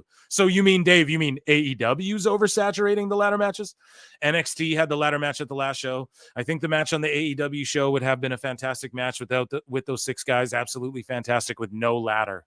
No, Dave, that's where you're wrong. And it would have been a safer match. It's not like the ladder is such a unique gimmick that more people are buying the show to see a ladder match. I disagree. I get hyped for ladder matches. If it was one ladder match a year, I could see the argument. Well, that's what WWE does, except for NXT, which isn't main roster level, Dave. So again, you're talking about AEW. You're not actually talking about WWE here, Dave. You fucking idiot. That was a 15-match show. It wasn't the main event. It wasn't the semi. How many down as far as the interest level? You know what, 5, 6, 7 down the list. Yeah, so he's talking about AEW. He's not really even talking about WWE there. The Bloodline's probable lineup. So I quote tweeted this too because I heard something different. I did a little dirt sheet digging. I heard it's not going to be Solo in the match at all. It's going to be the GODs and Jacob. And Solo's going to be like, nah, I'm not fighting. And he's going to get involved, like whatever. That's what I was told by, I'm not ever a dirt sheet. That shit's cringe, you know? So I'll just tell you guys what someone that I don't trust what I'm told all the time either. But a lot of people like to go, here's what WBD's offering. And it's like, until that shit's public, I ain't, you know, like I ain't talking. I don't give a fuck, you know? So so someone that I can't vet to be 100% truthful was like, yeah, this is what I'm hearing. So that's what I'm hearing. I'm just throwing it out there. But anyways, Dave Meltzer says, I was told it's probably Tama, Loa, and Solo, but they could easily put Jacob Fatu at the last minute. So Dave just saying all the outcomes. If you want my prediction, I think Solo will bow out and go, nah, I'm not gonna whatever, because that does sound like a good, smart booking idea. When I was told that, I was like, that's actually a really good idea. And I didn't think about even what 3 were going to come into this tag. I thought maybe the baby faces would get one more guy to join them. So whatever, Dave's speculating. He might be making shit up, but he just said 2 different things. So, or like both outcomes. Like basically he's just saying it could be any set. Watch it be Solo, Jacob, and Tonga though. You know what I mean? Just to swerve them. So moving along here. Yeah, we watched this video. I need that sound clip. Dave says there's no way to do any follow-up to the MJF Cole feud now that MJF is using Cole's moves because he's hurt.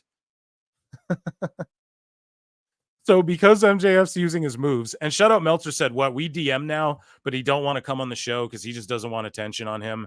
But we have a direct source now to the best Meltzer coverage in the land, PWT Universe. So let's go.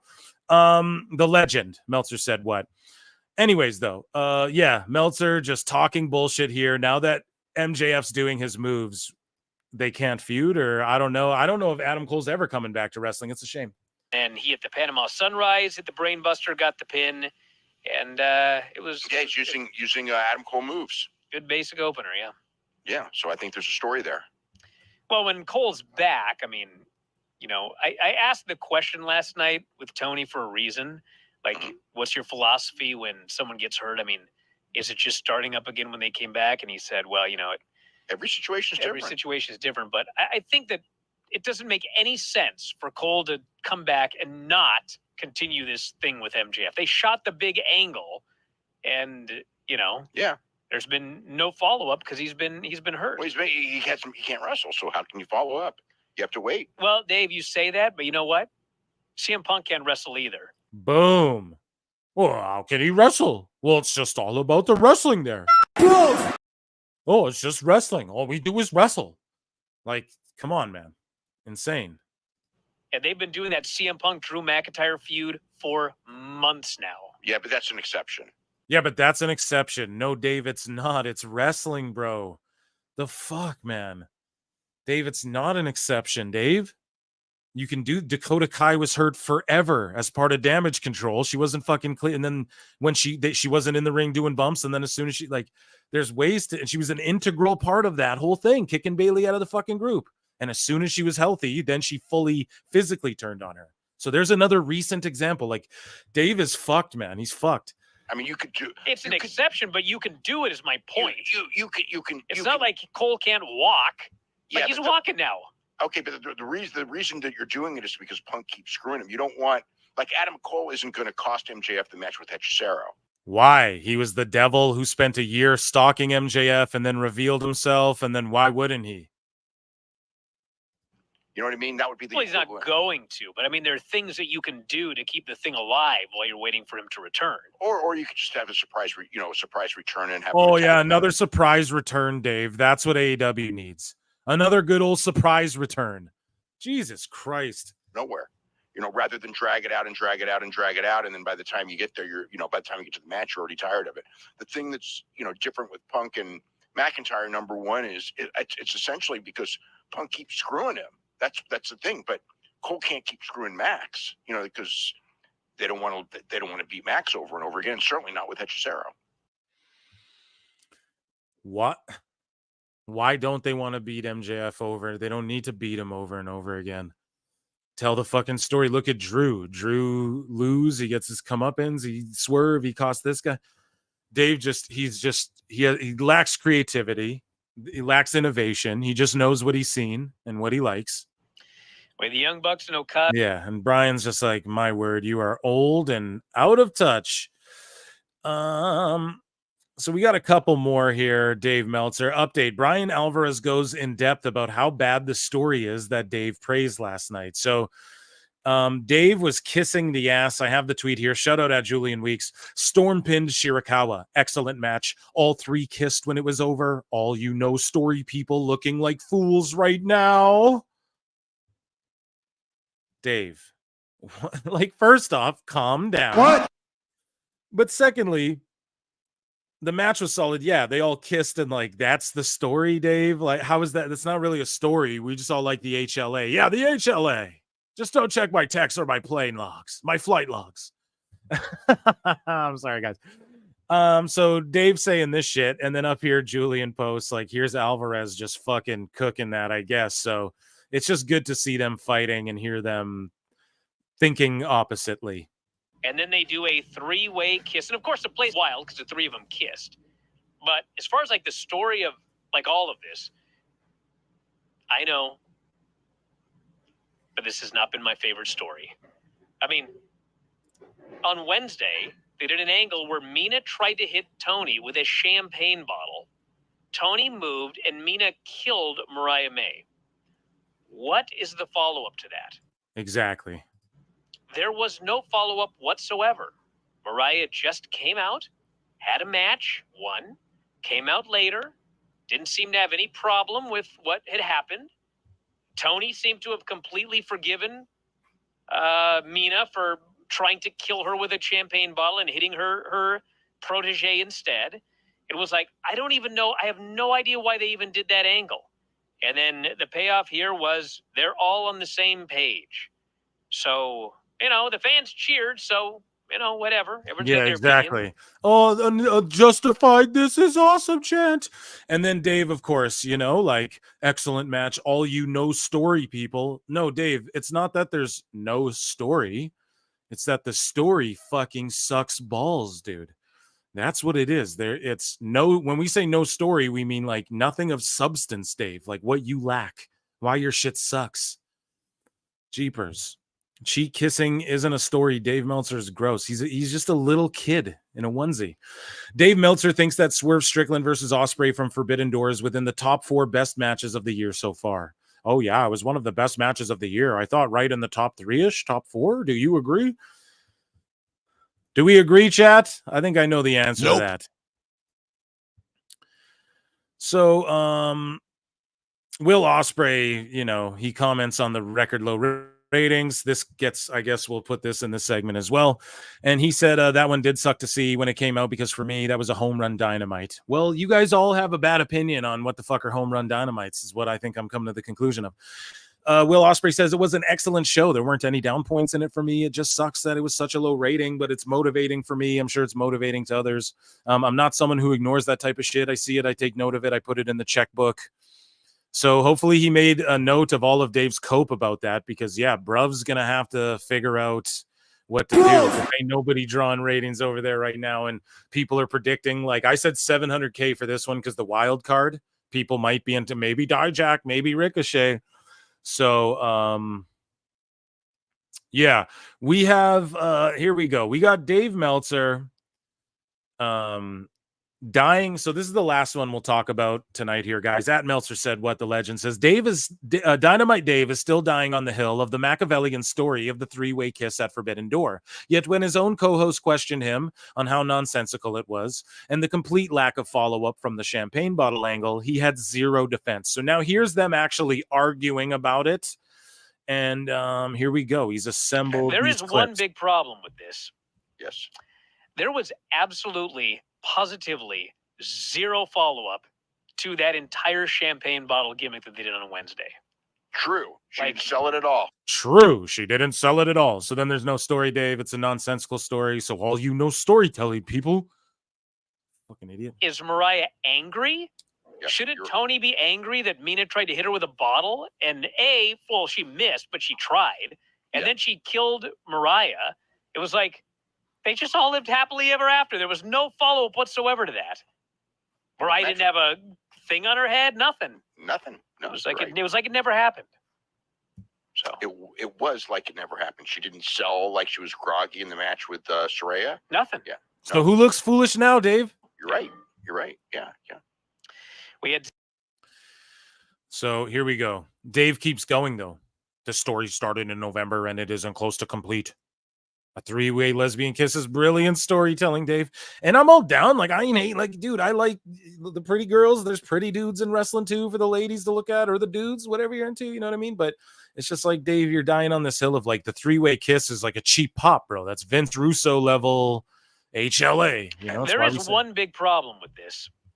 Oh, we played that one, and here is... And the big,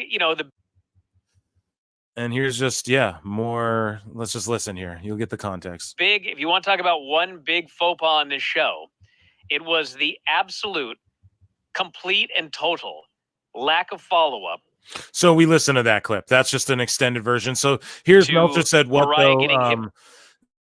Dave, yes, there's been a continuous story with Tony and Mariah since she debuted. It's been one of the few consistent ones, hence why Mariah got more over than most new debuting AEW talent, which is so true. That's why it's over and people are into it. Like, they're actually building a story here. Doing a 3-way kiss is not the story arc, like you smashing a banana in your ex's face, though.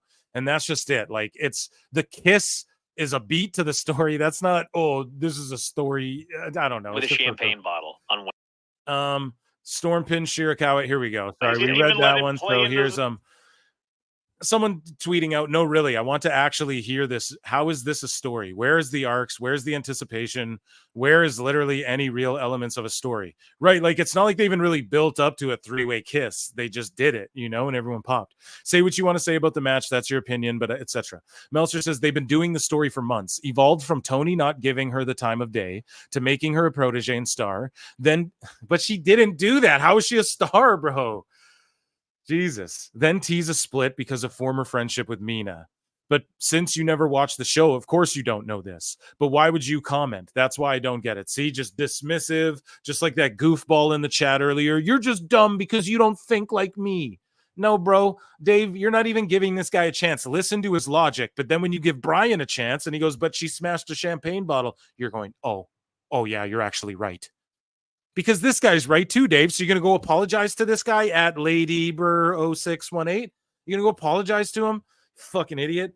But why would you comment? That's what I don't get. There's more ways that you did that as well. This is a Saraya match. There was nothing. She didn't sell it at all. Sorry, that shit keeps playing. The Dave Meltzer banana story. So apparently there's a story that Dave shoved. There's something about he shoved a banana in someone's face. I didn't dive into this. Not acknowledged. We'll have to check that on another show. Dave shoving a banana in a face. You what? But that was Dave Meltzer's dumb moment of the week.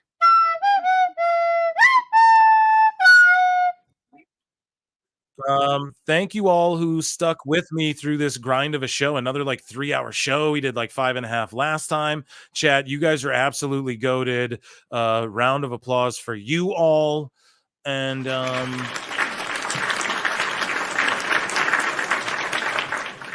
I just want to sincerely thank you all for getting me to 1K subs on the one channel and on the road to 4K on the Pro Wrestle Clips channel.